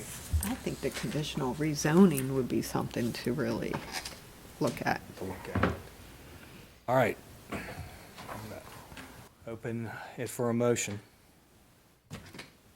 Oh, I'm just gonna start off with, I move to approve items 5 and 6 to repeal the community. I don't think we can No, do I that. think Oh, I'm sorry. We either table it, Continuance. we It's either, a or continuance, continuance. right. all We right, have to- The whole thing? Motion. Yeah. I'll make yeah, a motion for yeah, a continuance. Yeah. They can't, I'll you can't, second that. you can't do just a piece of one. All in favor? It's either approve half, deny the rest, or I'm ready. We got a motion for continuance. Do I hear a And you have second? a second. Got a second? Okay. Was it Juanita that seconded it? Yes, Kevin. All right, we have a motion and a second. All those in favor say aye. Aye. All those opposed likewise. Okay. All right, we got some homework to do. Yeah. All right, big question, how do you control price? moving on. Do y'all want to take a break? Yes, Are you- please. Yeah, let's take a break.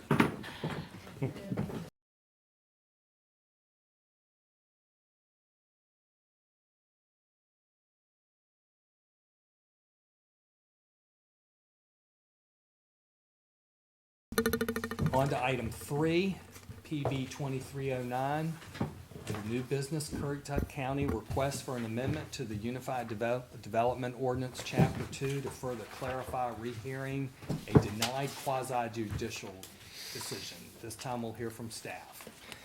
Thank you.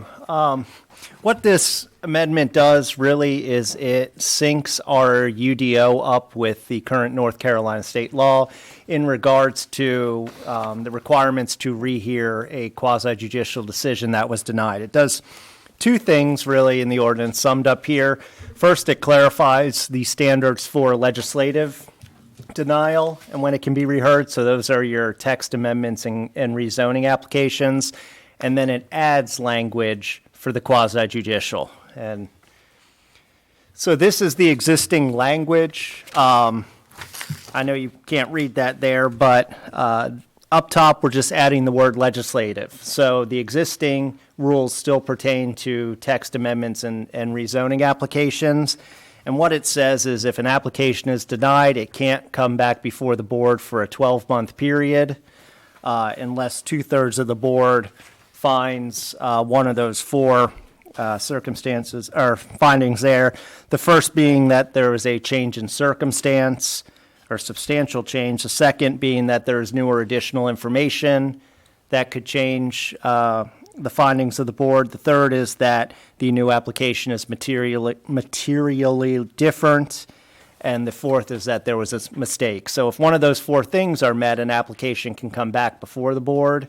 However, otherwise, it's for 12 months. Now, in a quasi-judicial evidentiary hearing, case law states that it is a thing decided. Once the board makes a decision, that decision stands. The way our current ordinance is, it could kind of be read that it could come back within 12 months when that's really not the case. So we specified the language for these types of hearings that a denied application may not come back before the board.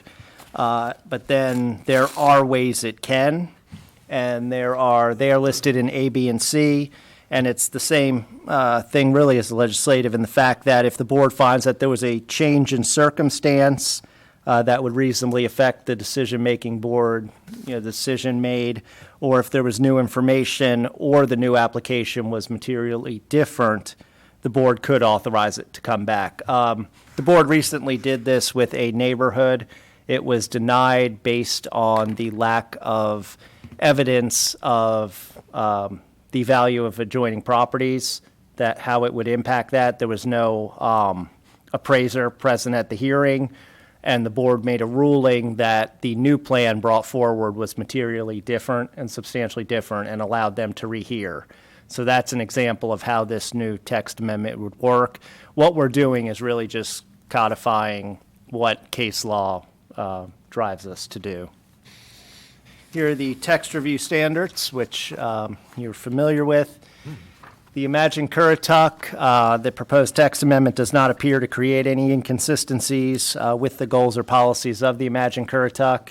As we mentioned, it's pretty much a housekeeping issue, and therefore planning staff does recommend approval, stating it's not in contact with the provisions of the UDO or county code, and that it ensures the denied evidentiary hearing decisions are consistent with current state law. I just rambled that off quickly, so if you have any questions, I stand by. All right, any questions for staff?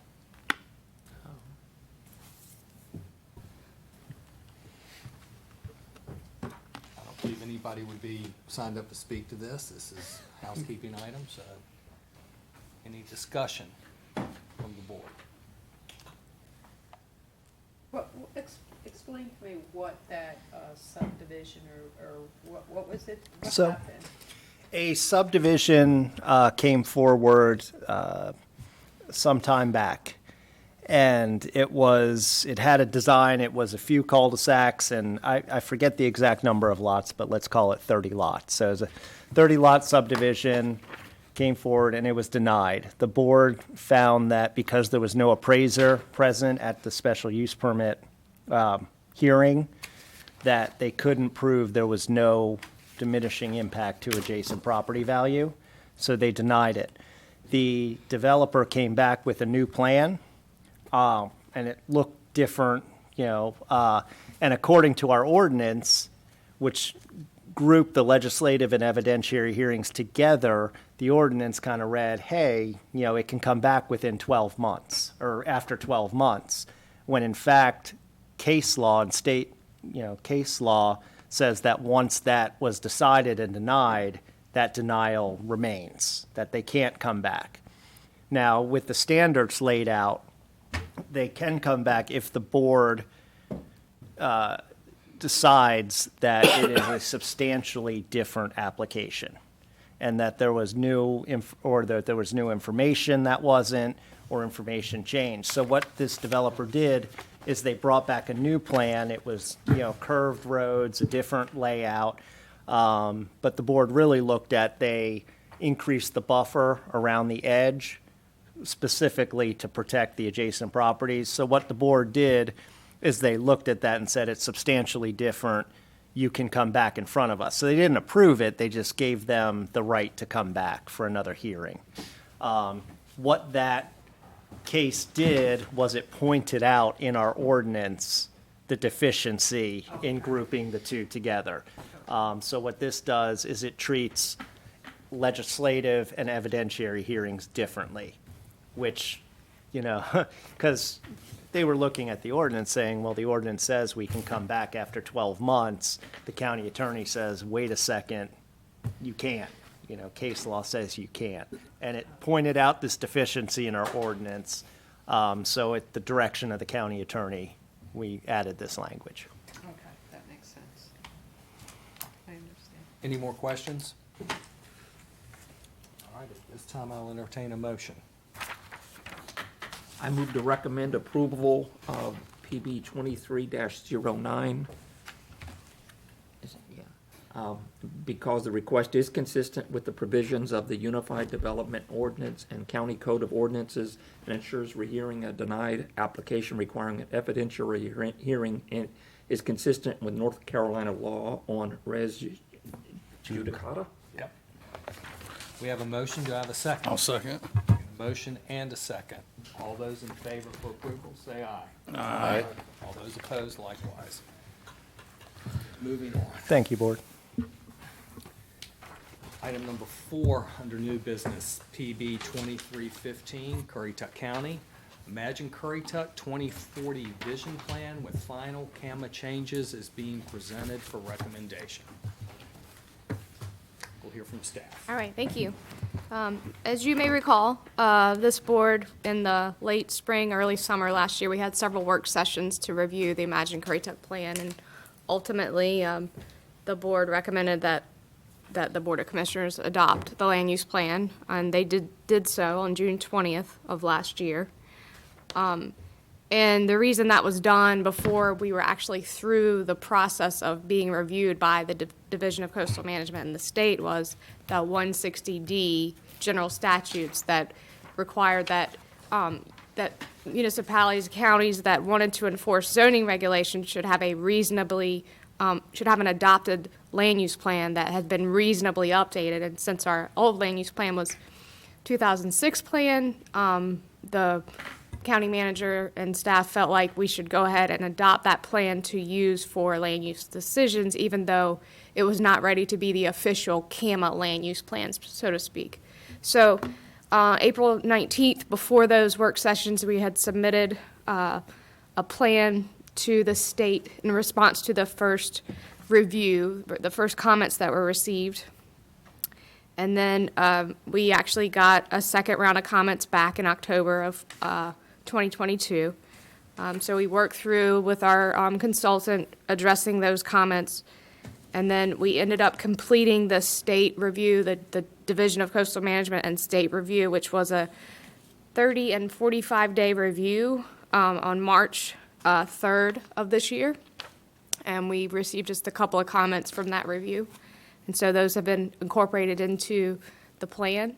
And I'll just go over kind of briefly some of those changes. There's nothing major that was changed, but I'll just show you a couple of the changes. One of the big changes is with the CAMA land use plan, there's a matrix that the Division of Coastal Management uses, and certain plan elements have to be in the plan, and it has to be referenced in a very specific way. So a lot of the comments were simply just changes to the matrix to reference the information that was in the plan. Some things were referenced, other things the division felt like needed to be referenced in a different way. So that was a good bulk of the comments, and that's in the very back of your book. Basically just page references, like correct all these page references. This is detailed in your memo as well. Then there was a requirement just asked to add the seasonal and permanent population projections for another 5-year period we had through 2045. They wanted to see through 2050. So we added that. It's pretty simple. There were quite a few comments about just capacity numbers for water and wastewater systems in the county, as well as some maps. They wanted to see some maps of service areas of those wastewater systems. So we got that information updated. They were also asking for the existing condition of the sewer plants and water plants that we have, whether they're in excellent, good, fair condition. And so we got all that updated in the plan. Then there was a general comment. It's kind of hard to see on the map, but on the map there are gateway locations, which are referenced with the star and the round circle, the round dark circle. And the division wanted us to, said it was hard to see under those markings, like prop lines of the future land use boundaries. So between like G4, G3, G2, the transects that we have now. So what we did was we left the gateway locations on the overall land use map, but in the geographies, we took them off so you could see the transects a little bit better. So that's just an example of another change. And then one of the main comments, or several comments, had to do with how the plan will be used, and specifically how the Division of Coastal Management and the state will use the plan, and whether there were policies in the plan that exceed the state standards. And so we clarified that this is a plan, this is a guidance document, it's not regulatory, and it should not be used as the sole basis for denying CAMA permits. So there's some clarification added to the plan for that. There was some minor, wording and spelling errors and things like that were corrected, but those were, this most recent review, those were the things that came out of that. So those have all been incorporated, and the plan is ready to get another recommendation from this board, so that the Board of Commissioners can adopt the plan, and it can be sent to the Coastal Resources Commission to be certified as the county's official CAMA land use plan. Any questions? Yep. Any questions for When staff? does that revised plan come out? You said you're getting ready to submit or release the revised plan. No, this plan, is- okay, all right. this is the plan, yeah, That's a final revision. correct. All right. So if we just need a motion to, for the board's recommendation to the Board of Commissioners? I would like to make a motion to approve Imagine Currituck 2040 Vision Plan with the final CAMA-related changes. Okay, we have a motion. Do I hear a second? Second. Motion and a second. All those in favor say aye. Aye. Those opposed likewise. Okay. Any announcements? I'll just fill you in real briefly. The text amendments, you heard the quasi judicial, the cell towers, and Imagine Currituck. It would go to the Board of Commissioners on July 3rd. There is a good chance that meeting will be canceled because of the holiday. If that's the case, it would go on the 17th. As you considered in your last meeting, the Currituck Station, that was approved by the board, so that was removed from the UDO.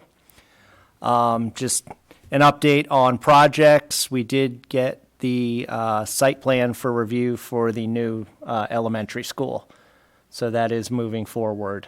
If you've been paying attention, the budget, on the 19th, the Board of Commissioners are going to hopefully consider the budget and vote on it.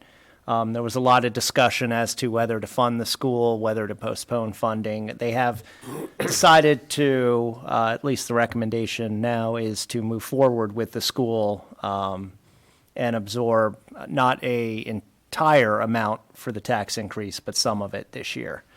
And we are doing the first review of the site plan.